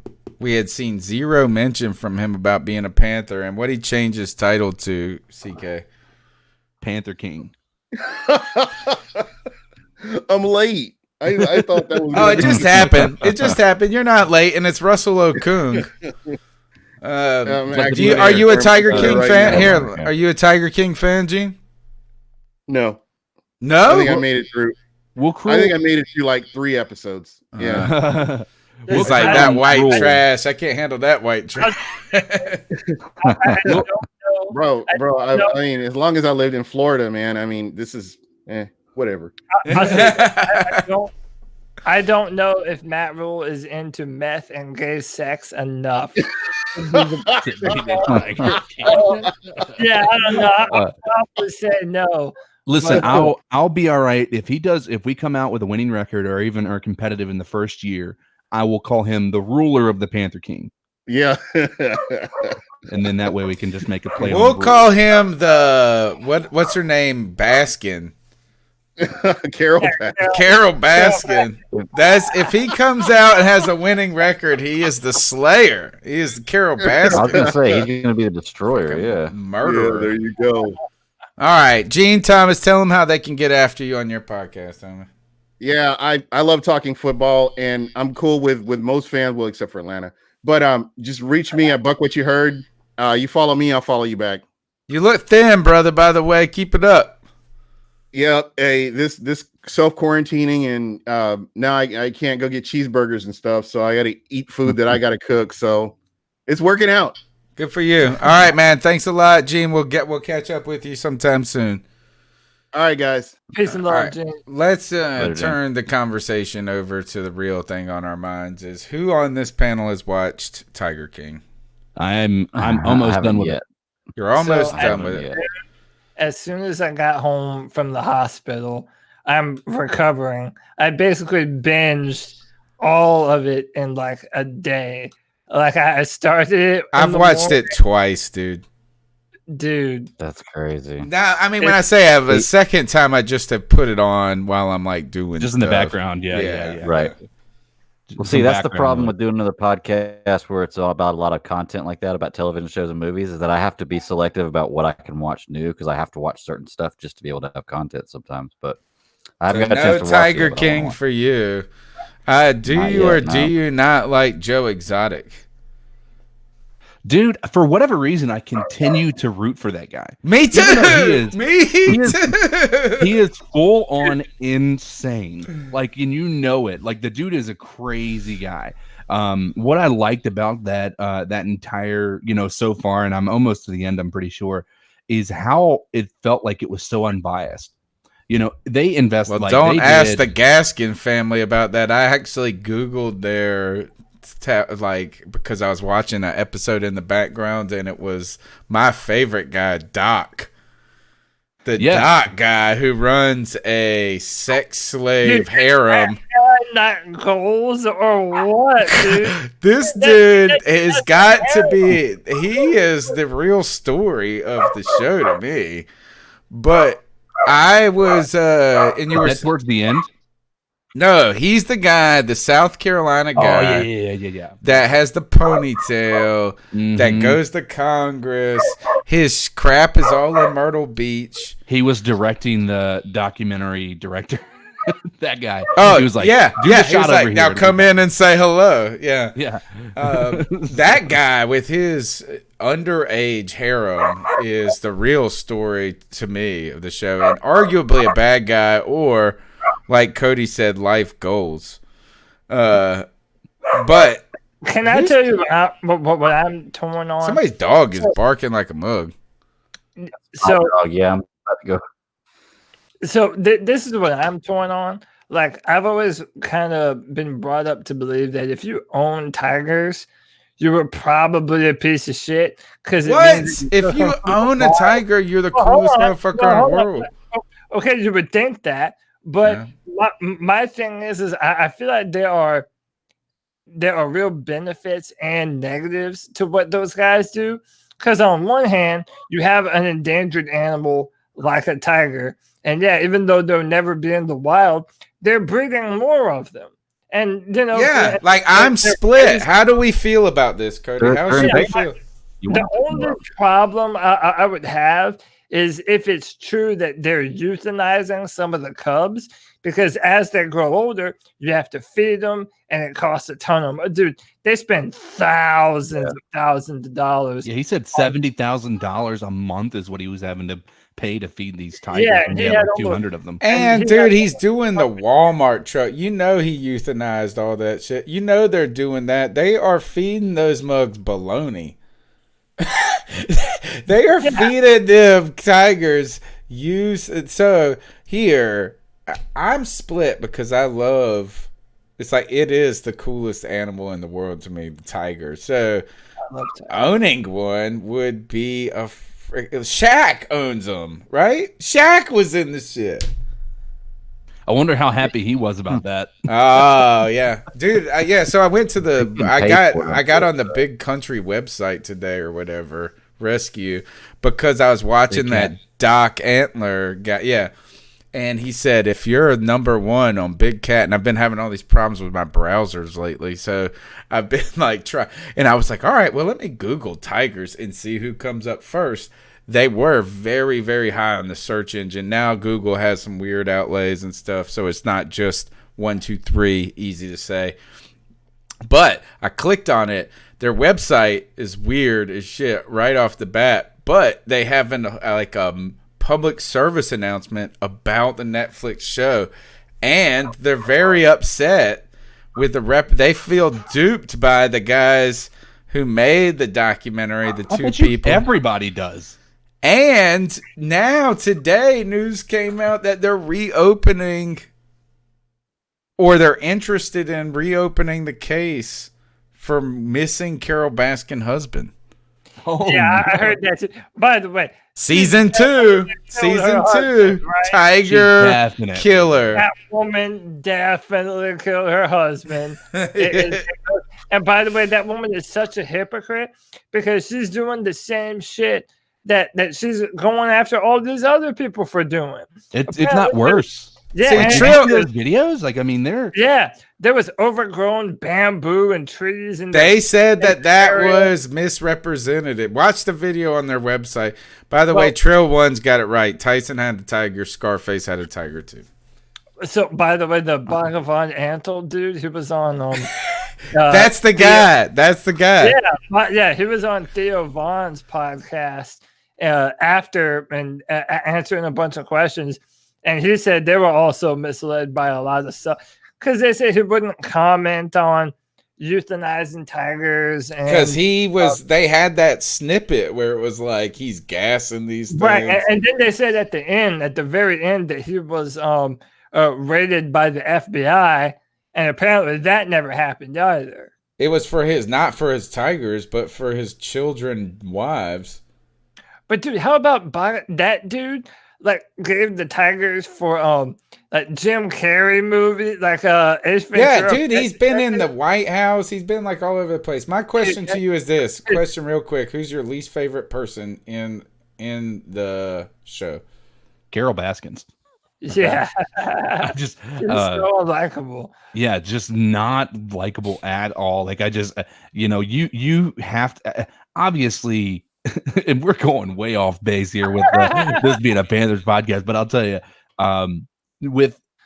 Joe Exotic could have handled things much differently. He could have went about things much more. He went too far blowing that doll out. When he shot that doll in the head, it was too much. God. And now this video is surfaced of him begging to say the N-word. Oh my God. My favorite part has to be his music videos, dude. Dude, I'm not a country fan, but did anybody else want to just go buy his stuff like on iTunes? I heard that they were faked, dude. Oh gosh. But no, it's definitely an interesting situation. But Carol Baskins, hands down, just because of how now granted Joe Exotic was attacking her very heavily, but the way she was, they were just ruthless and going after whoever. Yeah. She is weird, dude. What I want to know is how much meth do you have to smoke before you're like, yeah, fuck it, I might be a gay man. I don't know. Like, dude, that's the craziest shit in the world to me, man. That's straight from the words of someone who's never smoked meth. Straight from the mouth of Will, bro. All right, so I don't like. Hey guys, yeah. Real quick, I was gonna say I don't want to interrupt y'all. I don't know anything about the show, but I do got to get going. I told y'all I might have to leave a little earlier. I got to get up super early. I want to say. All right. Later. Good night to y'all, man. Later, Daddy. Peace and love, bro. Hey, man, I appreciate being on. I can't wait to see y'all next week. Yeah. I think that is so intriguing, and there's so many. I told you guys to watch Don't Fuck with Cats. This is in that level in that level, yeah. Yeah, it's like in interesting that documentary. It's in that level of things aren't what they seem. Yeah, batshit crazy. Things just went insane in this situation. Like everybody, like the people you were. Like, was anybody else surprised by the person losing her arm? Like, you were wondering the entire time, this girl's sitting here without an arm. What's going on here? Oh, she got mauled by a tiger. Okay, cool. Yeah. What about when he came in and then announced it? And he goes, and he was wearing a paramedic jacket.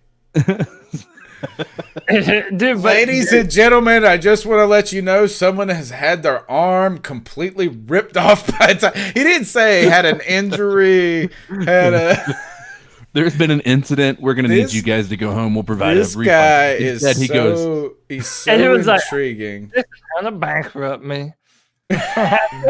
We'll never recover from this. How about what a badass that chick is to have her arm and come back to work, and 5 days later she's back at work. Like, man, fuck it, dude, whatever. Who needs an arm? God, how desperate are you to go back to that motherfucker? All right, sorry.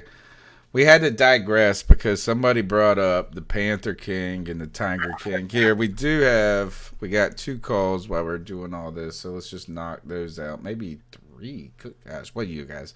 They're calling to talk about the Tiger King, I bet. We opened up a can of worms. It's also amazing. Like, it is, what I love about it is I watched it before it became popular. The number one thing on Netflix. like to where it was so crazy. So I got to watch it a little bit more without being tainted by the outside views. But here's the next call. So I had to get a new hearing aid, and so like when you get a hearing aid, they let you color it. Like they let you pick what color it is. So I said, yeah, I want Panthers colors. Nice.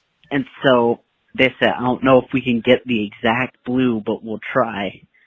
And we'll make the body of the hearing aid black. So I go in a couple weeks later, right? And they say, we actually got you a legitimate Panthers blue hearing aid. So the part that goes in my ear is legit Carolina Panthers blue. And the body of it is black. And I can't wait to wear that. Like, I want to go to a Falcons game in Atlanta and wear that and sit to the left of a Falcons fan. So all that, like, if they look to their immediate left, first thing they would see is some dude sitting there with a Panthers colored hearing aid. Make sure you turn it off, though. Make sure you turn it off when you're there. Then I'm going to tell them this. I'm going to say, like, I mean, it shouldn't piss you off as bad as 28-3. You should have that written on it, dude. Yeah, I'm a Panthers fan, and I'm here to stay. Oh, yeah, that's a cool cover. I like this. G-Baby. You know my beef with him. G-Baby. G-Baby is special in his feelings. The G-Baby moment last. Cam Newton, but, you know. All right, I guess we can't lament about losing him because, well, he ain't here for the long haul. All right, so I think that first is that make sure when you go in, well, you may not have to worry about crowd noise in Atlanta Stadium since they got to pump it in. No, yeah, I was about to say, no, you still have to worry about it. It's just not going to be coming from the fans. But if you don't like what you hear, just turn that sucker off and let them look at those colors. But that is dope, though, man. That brings up a good point. You were on a Falcons podcast last couple of weeks, weren't you, Tony? Yes, sir. How did that go? Yeah, they're more. They're just interested, like kind of what we are, trying to figure out what the team's going on. This was right on the heels of the Cam Newton trade, probably, right? That was after. Yeah, I'm trying to think. It wasn't last Thursday. It was the Thursday before. Which is not. He hadn't been released yet. He had just been granted permission to seek a trade, right? Right. Yeah. So we had that. I think questions about the coaching staff. I mean, is that it comes back to this, is that with the Carolina Panthers, right now, not only do we not have a lot of faith in the roster itself, there's so many more unknowns surrounding it's the question marks. Yeah. Yeah. I mean, it could be. We just don't know. Yeah, we don't know anything about this team. And then you bring this up earlier is how what's going on in the world right now affects the football world. Like Cody was saying, when it comes to this staff having time and this and that, it's a real. It doesn't. We have no answers, right? And I do think that maybe Teddy was the more stabilizing of news. Imagine that. Out of all the weirdness that we have, Teddy is the least controversial of it. Yeah. Well, and we haven't even really talked about Eric Reed being released. We've never mentioned that. What do you got? Did it one time, and he was on. We had him for another year.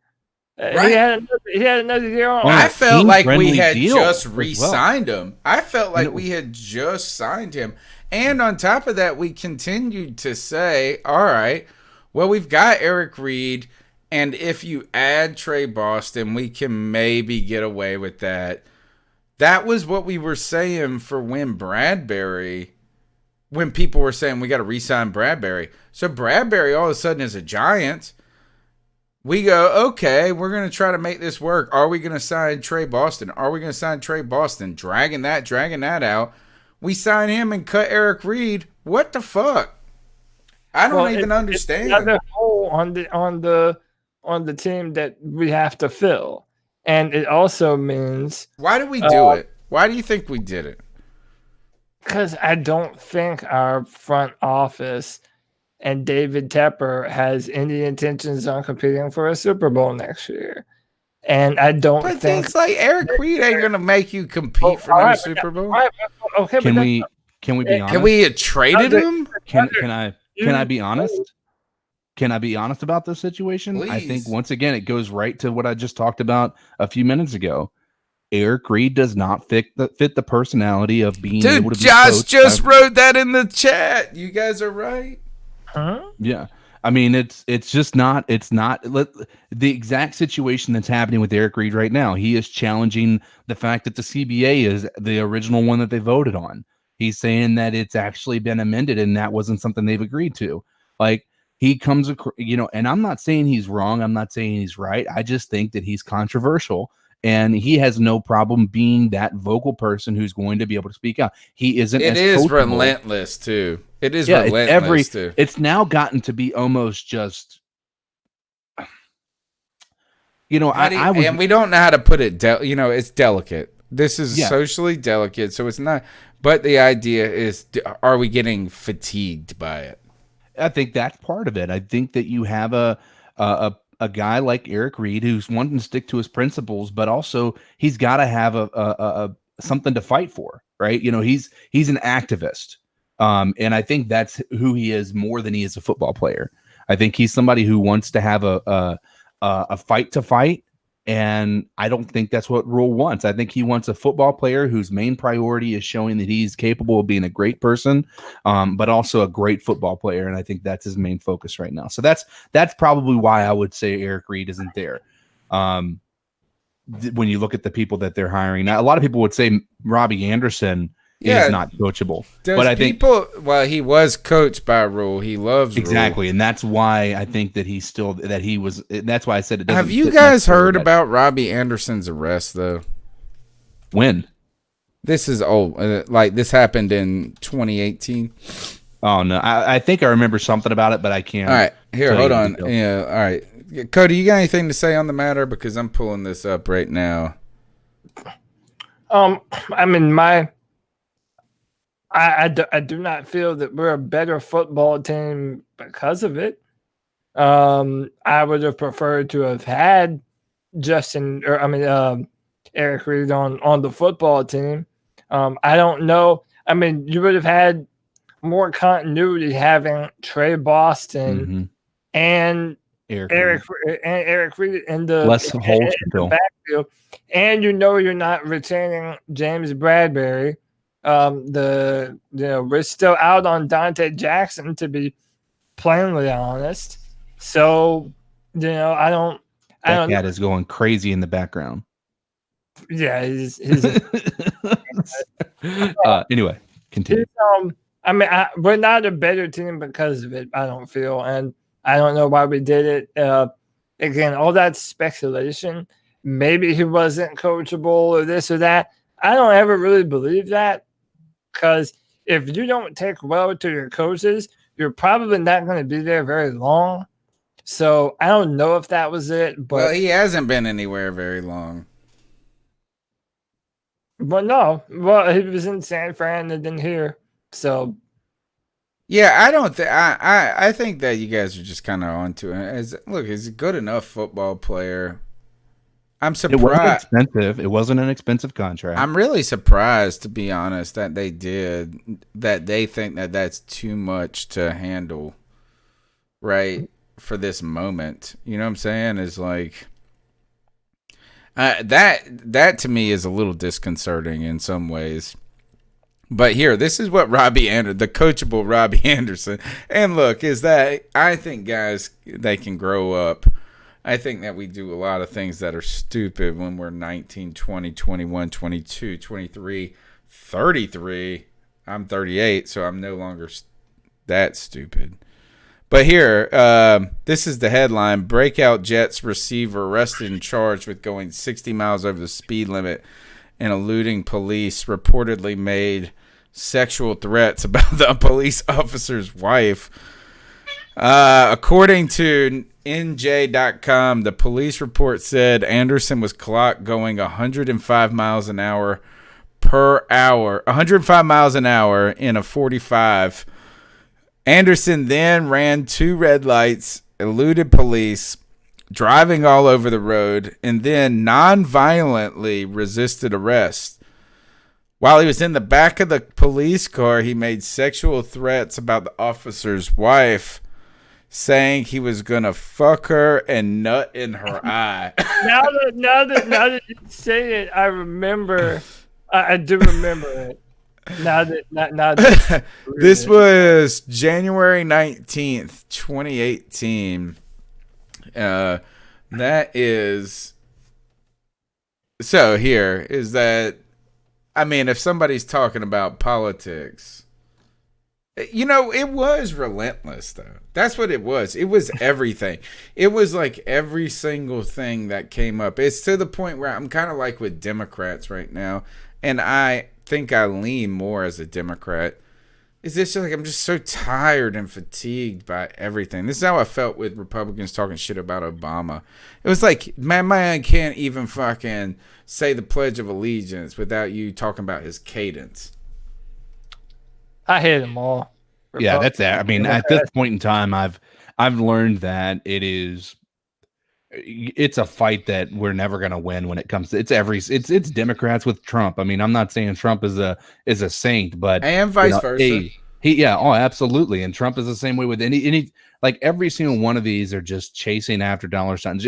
If you don't think that it's suspicious that all of this is happening, not necessarily the COVID, but like the markets go down because Trump says something, you don't think it's planned for the market to crash so that he can profit off of that?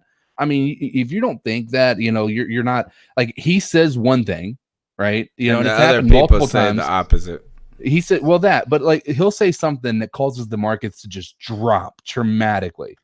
Like it just drops. And then the next day he says something that makes the market feel, oh, okay, so we're good now. And then the market jumps back up. You don't think he just put $1 million or somebody he knows put $1 million into that stock market while it was down before it jumped back up of another 40% to where it was before? I mean, it just, let's get back to Robbie Anderson though. Who was it? Was it Coney Ely? Let's listen to this. Is that if Robbie Anderson has problems with the law and speeding, we've got some assistance for him. This is something we clipped. This might have been Greg Hart. Who was this for? I cannot remember. Maybe. Oh, it's Cameron Artis Payne, I think. Traffic violations, parking tickets, nonviolent crimes, or even the common 102 and a 65 speeding ticket? Hagler and Finagler Law Offices can help. We will haggle and finagle until it's the police that they're ones buttering your bagel. Yeah, my name's not Cameron Artis Payne, and when I saw those blue lights come on, I knew I could call Tony and Joey at Hagler and Finagler, and they would make sure all my legal problems were taken care of. They make sure my bagel got buttered. That's right, Hagler and Finagler, making sure your bagel gets buttered. Call 702-334-PETE. 702-334-PETE. That was an old school relic from Cameron Artis Payne's rookie year, where he got doing a 104 and a 65. And that was, look, Hagler and Finagler. Hey, I can haggle and finagle and get your bagel buttered, brother. Come on. If you got problems, Mr. Anderson, I will help you. Well, I think it's good that he's coming to rule, because I think like one of the things that I was watching Pat McAfee's radio show yesterday, and he had PJ Walker on, and was talking to Walker about how players and how rule it will say, I'm not fun to play for. Like, I'm not a fun coach. It's not fun to play for me. But if you listen to me, we'll develop a winning mentality. And PJ Walker was like, he's not lying. Like it's not a game coming in here and playing for Rule. Like it's legit. And so I think when you have Robbie Anderson speaking so highly of Rule, he went through that. So I think there's going to be a respect level. So I think that we may find Robbie Anderson taking a step back in his self-esteem and being able to be coached again. So we'll see. People are loving my old school cut. That I'm telling you, that's like from 2015, dude. And when Better Call Saul came out, which I just revisited and watched. I haven't watched it. I think I watched one episode of it, but it's kind of slow at times, and then it's worth it because they finally start to work in the Breaking Bad themes towards the. I heard that he just now recently, in the most recent season, became Saul Goodman. So I've watched all the ones that are on Netflix. Yeah, and that's like you're at that point, whereas it's 3 seasons of pre Breaking Bad. So anyway, here we've got a couple calls, only a couple more calls, and we'll get out of here. People like my What old is school up, cut, everybody? though. It's your boy again for the 3rd week in a row. Oh, we already heard Pigskin this one. Pete. Big Skin. Here's his neck. Hey, Tony, and just wanted to say hello to you guys. CK, well, thanks for your call, man. all the other guys. I'm trying to remember the names. It's all right. Apologize, but I don't just want know, to say congratulations for having this be on the air. I don't know who I am. Looking forward to Panther season, this coming season, and I'm just excited, and hopefully you guys are having a great day. Go Panthers, Panther Nation, Vals, that's how I say it, and Panthers to the day I drop. God bless you all. Did we get a name on him? No, we didn't. What's the area code? Or it is 209. Area code. It's California. California, there, right on. Well, look, thank you, A, for your call. Thank you for the call. Thank you for the support. I like that rally call for the Carolina Panthers, and kind of needed at this point because we just speculate who's going. Are we mad? Are we sad? Kind of like that is that grounding of bringing us back to like, hey, got to cheer for the team. We don't got to cheer for the team, but we are. I'll tell you what, we're gonna need. We're gonna be so happy, especially with the way the draft is gonna be done this year. We're gonna be so happy to have this draft party. We're gonna need this for our entertainment, certainly, because the draft party is gonna be studio based. So everybody's just gonna be drafted. Nobody's gonna be on stage. We're just in line with the social. We've been ahead of the curve. We've been doing this social distancing show by for a years. few hundred miles. So. Exactly. Time and see how long it takes Tony to fall asleep this time. Joey Escovel says it sounds like Anthony Rochelle. All right, thank you. Look, and I trust his hearing with that cool ass aid he got. Looking good. Next call, last call. What's up, fellas? Kyle from VA.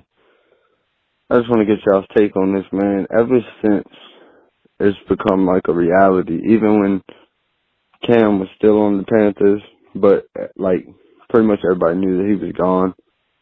And now that he is gone, man, like you can I know I'm not the only one that's noticed it. I know us Panther fans noticed it off the bat. But as soon as he was pretty much not a Carolina the Panther media anymore, loves man, him. the media was just jumped straight on Cam's dick. His posting all his workout videos like he's been doing for I don't know how long. I mean, he posts them every day. I'm like, yeah, Cam Newton's coming back with a vengeance, and Cam Newton is looking healthy, looks good. Look at his physique. Look how muscular and all this. Always shit has we've been looked like talking that, about this ain't whole he? time. He's never been. There they are one. jumping on Cam's dick now that they're in the Panther. I mean, I think it's Could have crazy. been gay for him the whole But time, like I was. we knew the whole reason this whole time, man. They don't. I don't know what it is. They just don't like Carolina. Small market, maybe, but yeah, man. I think a lot of it is our own I wish Cam local nothing but the media. best, man. if I can see him win a Super Bowl, I'm telling you, I would be so happy. I really do wish him the best. I wish he could have stayed in Carolina his whole career. Mm-hmm. And be honest, when we drafted him, I really never thought I'd see the day to where we would have to let him go. Be thinking of Cam Newton in a different uniform. Yep. No, amen. It really fucking hurts, man. It does. Think about how Patriots fans feel. There's nothing we can really do about it now. Just wish them the best and wish the best for the Panthers. You know, still cheer our team on, but I don't think it's wrong if you cheer Cam on too. You know. Oh no, Oh hell. Anyway, yeah. guys, I know it's a little late right now, and I haven't been able to listen to the podcast. Haven't been able to watch the show live tonight, but hopefully I'll make it on. I will catch y'all on the podcast tomorrow. Keep pounding. Thanks, homie, man. Thanks Kyle. for that Appreciate support. you, man. I mean, that's a great. I mean, it's something I think we all kind of have touched base on with the media. What do you think about the national media? Because I don't listen to it as well as I probably could. So it's across the board. I mean, people are all of a sudden just Cam supporters to the end. There are still a lot of people that are just small-minded people that are still maintaining, not even just in the media, but people who want to make comments and be trolls and things like that on articles and whatnot that are supporting Cam Newton. But for the most part, I mentioned it last week, the media has just been so like flipped a switch. All of a sudden now they're all over Cam Newton. Oh, Cam was treated poorly by the Panthers. So now I'm of the mind and that I believe that it clearly is a Panthers bias in the media. And I think that most people can probably say that about their team. They feel like they're unbiasedly represented, or they're biasedly represented in the media. But it's a clear cut difference in how he was treated as a player for the Panthers, and now that he's a free agent, and the way that his free agency is being handled now. So it's incredible. Yeah, I don't necessarily know that I don't know that it's a secret Panther bias. What I kind of think is people are now realizing the prospect of an NFL where Cam Newton is not a quarterback in the NFL is not as exciting. And that kind of, man, when Cam Newton is playing football, especially at a high level, dude, the NFL is more fun. You're not talking about concussions and CTE. Cam Newton's giving away footballs, smiling ear to ear like a big child. I mean, Cam Newton makes the NFL fun in a day and age where it feels like almost nothing is allowed to be fun anymore, you know? So I kind of think that's dawned on people. And people are like, oh, man, I hope Cam Newton signs with this team and that team and that team. Well, I think a lot of it, too, is that these people are fans of they're looking at the Chargers and they're like, Tyrod Taylor is our quarterback. Cam Newton's on the market? Wait. Oh, Phillip Rivers is our quarter. Oh, Cam Newton's on the market? We just got Nick Foles. Wait, Cam Newton's open? Like, I mean, I think it becomes this situation. That one hurts. He's always been out of reach. He's always been out of reach. And so there is no reason for people to be enamored by him. And now all of a sudden he's not out of reach. And now these people are locked in with these guys that they're not as enamored with. And so I think that has a lot to do with it as well. So I think, Cody, you're right in that point, is that people look at Cam Newton as an asset now, whereas before he was just somebody who made their team look bad when he beat them. So, yeah. All right. So those are the calls for tonight. We talked about the non-Panthers news. We've extended the podcast till 11 o'clock. Do you have anything you need to say before I open up with the ice up pick section? I think Michael has a good point to talk about the playoff. I did read this earlier, and I wanted to bring this up. Is that it goes into effect this year? So there will be 2 new wild card teams in each conference, which basically means one more game, right? It makes it not so problematic when there is a 9-7 team and then there's a 13-2 or 13-3 team that doesn't even make the mix because they were not in the wild card. It doesn't get you now. 2 teams get a bye though. Mm-hmm. Or is that how it works? I think so. I think the 2 only the top seed. Yeah, the top seed is the only person that gets the bye. Now So if you're number one, like before now, the way it worked last year is the number 1 seed and the number 2 seed got bye weeks. Okay. They didn't have to play the first wild card weekend. Now so that's now not it's the case. only one team. There is only one team that has a bye week, and do that you is going think to be that the number 1 helps seed in each you conference. make week 16 and 17 more relevant? I feel as though that it does. I mean, it also, I think it can make it more irrelevant, especially if the number 1 seed's so far out of reach that there's no point. Right. So like before, like New Orleans had something to play for that last week, right? If they didn't, if even though the 49ers had the number 1 seed locked up, they had something to play for, because if they could still steal that number 2 seed from Green Bay, then they'd be in a good spot. So they were playing full on week 16 or 17, I guess, technically. And if that number 2 seed wasn't a bye week, there'd be no point at that point in time. You know, Right. there would be no benefit. If your chances of getting a bye week are 0, why not play the same way that they played the year before when we were playing with Kyle Allen and they were playing with Teddy Bridgewater with his first start? But you're really talking about the second team getting, like, all of a sudden there's more teams fighting for 2 and 3 then, right? So you're saying that 2 teams used to get a bye and now it's only 1 in each conference, yeah. So you might be right, is that if a team pulls away, then all of a sudden 3 teams are sitting guys at the end of the season. Yeah. What do you think about the expansion of it philosophically? I think it makes a lot of, I mean, I know we're probably part of the problem as well when we had our, losing season and we were still in the playoffs. I think that there's too many teams that are on the outside looking in when they were clearly the better team than somebody who won their division. So I looked at the percentage of teams that of the league that make the playoffs, and we were equal with baseball.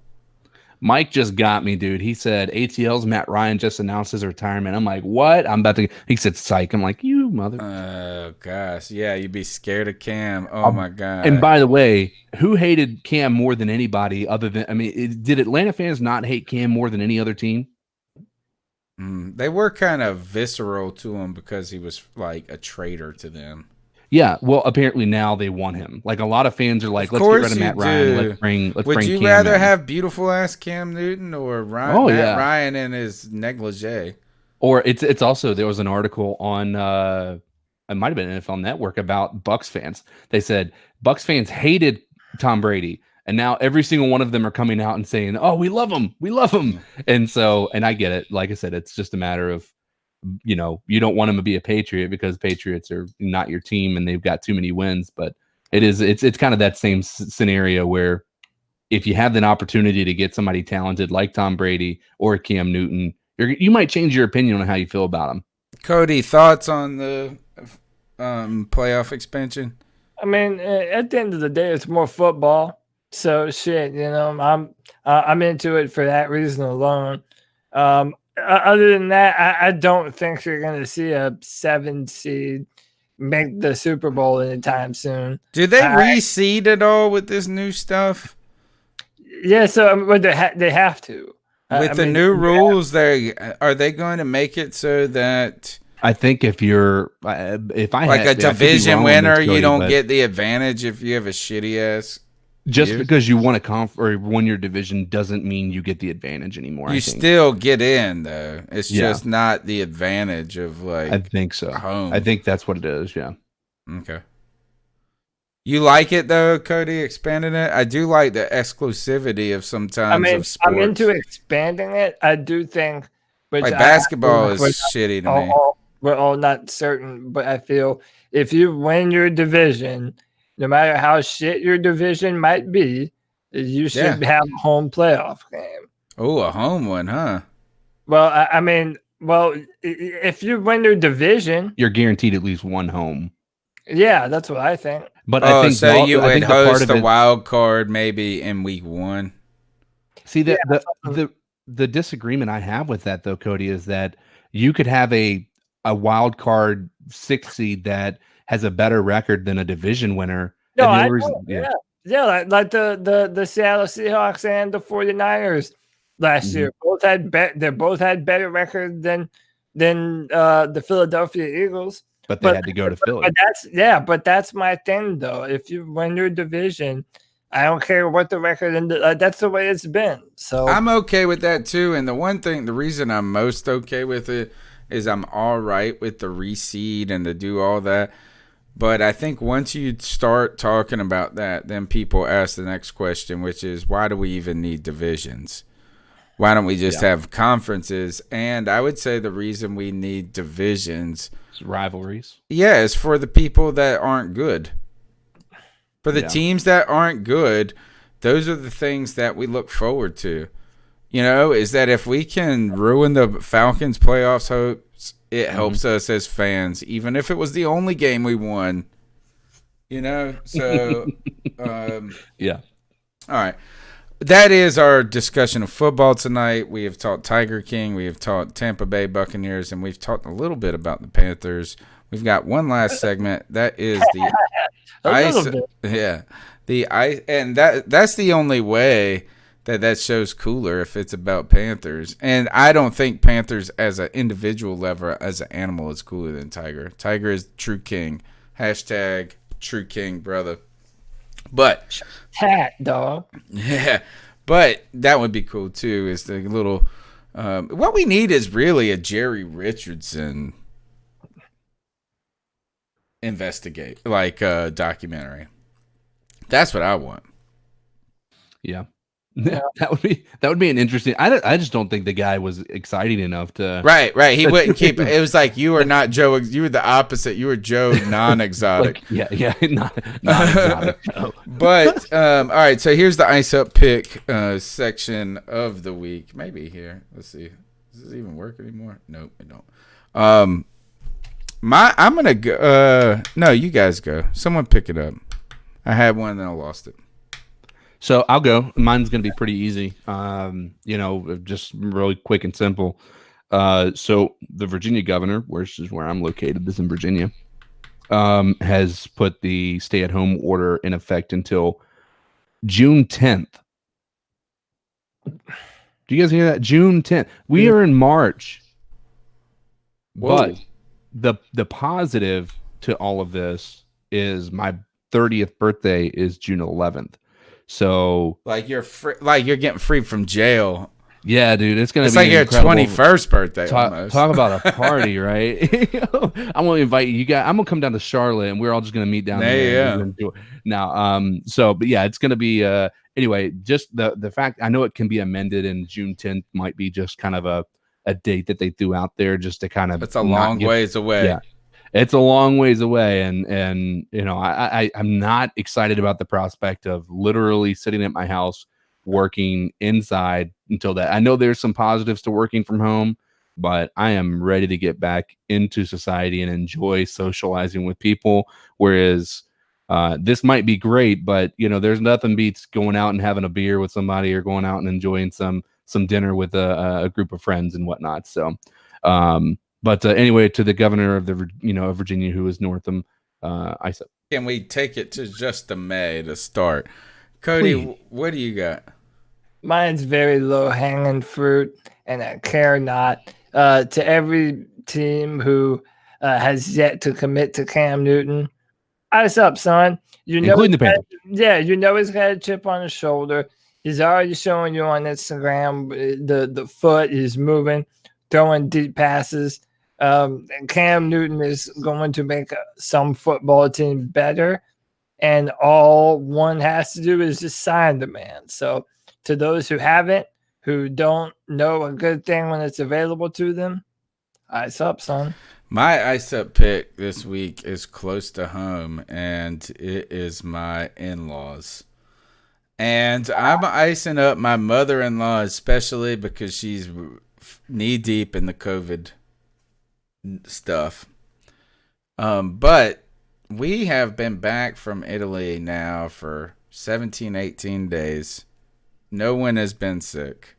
We have been extra cautious. Like, we have done the quarantine, before America was doing the quarantine. This weekend will make over 3 weeks for us home. Like, you know what I'm saying? We're at the full 21 day shit. And my kids were FaceTiming with my in-laws, and I dropped the old, hey, ask them if you can have a sleepover this weekend. So they're on it, and so my daughter goes, so can we have a sleepover this weekend? And my mother-in-law's response was, no, the governor said we can't. And I'm like, you crazy ass bitch, man, it's been 3 weeks. The governor, man, come on, we're not sick. Motherfuckers think we got the plague. We are fine. We just been sitting here, and I understand that that's a real thing out there, but you're my mother-in-law. Take my fucking kids away from me just for a little while. Please. No, I'm just kidding. I love my kids, but damn, she freaked out. She is freaked out about the COVID shit. You need to get them a remote control drone that has a tablet on it, and then they can just watch them from home. Like, and then we can leave, but we can't go do anything. We want our house to the self. Well, that's what I want. I want nobody waking up and asking me questions. I call my kids question bullies. You can go camp, dude. Just go get a tent and get out there. I think about going fishing, man. Like, yeah, that might be the way to go. But mother-in-law, we're healthy. There's no need to act like we got the damn plague. The governor said you can take care of your fucking grandchildren. So to you, I say ice up. All right. I can't have kids anymore, Josh. That's it. All right. It's the C3 Panthers podcast. You can follow our work on iTunes, TuneIn, Stitcher, TuneIn, whatever radio, Spotify, wherever you get your podcasts at. We're at CarolinaCatChronicles.com, which we have a article up for the first time in months and months and months. Might spark my creative juices again, but one of our old homeboys has posted an article, and great title, Carolina releasing Cam Newton only hurts the children. And the gist of it is, well, not the gist of it, there's a great kind of arc of Cam Newton's, how he got here, but he did reference the fan base as the children in the nasty divorce. We're just, no matter who, there's no winners for the kids. No winners for the kids. But we'll be here next Tuesday night. Cody, where can they get after you? I know you got some draft stuff on the horizon. Yeah, at Cody Lack, CODYLAC. Be on the lookout. Today there was a new draft uploaded at drafttech.com. I write comments for the Carolina Panthers, rounds 1 and 2. And there's a brand new one that came up today. And we're going to be doing some live mock drafts soon, so be on the lookout for that. And that's it for your boy. CK, how can they get after you? You can get me at CodeDizzleAllen on Twitter. That's also my handle for most gaming sites. So if you guys are into playing some Vigia games, be it Rocket League or Modern Warfare Warzone or any of those, I'm always down for some people that want to party up. So just hit me up. I'm actually thinking about streaming on Twitch or something here in the near future. So, and then doing my voice, but intending it to sound like Duke Nukem, like, I'm here to kick ass and chew bubblegum. But I'm all out of bubblegum. Duke Nukem was a great computer game even before it was a video game or a regular. All right, that's Cody and Tony here. Closing it out. We'll see you guys next week.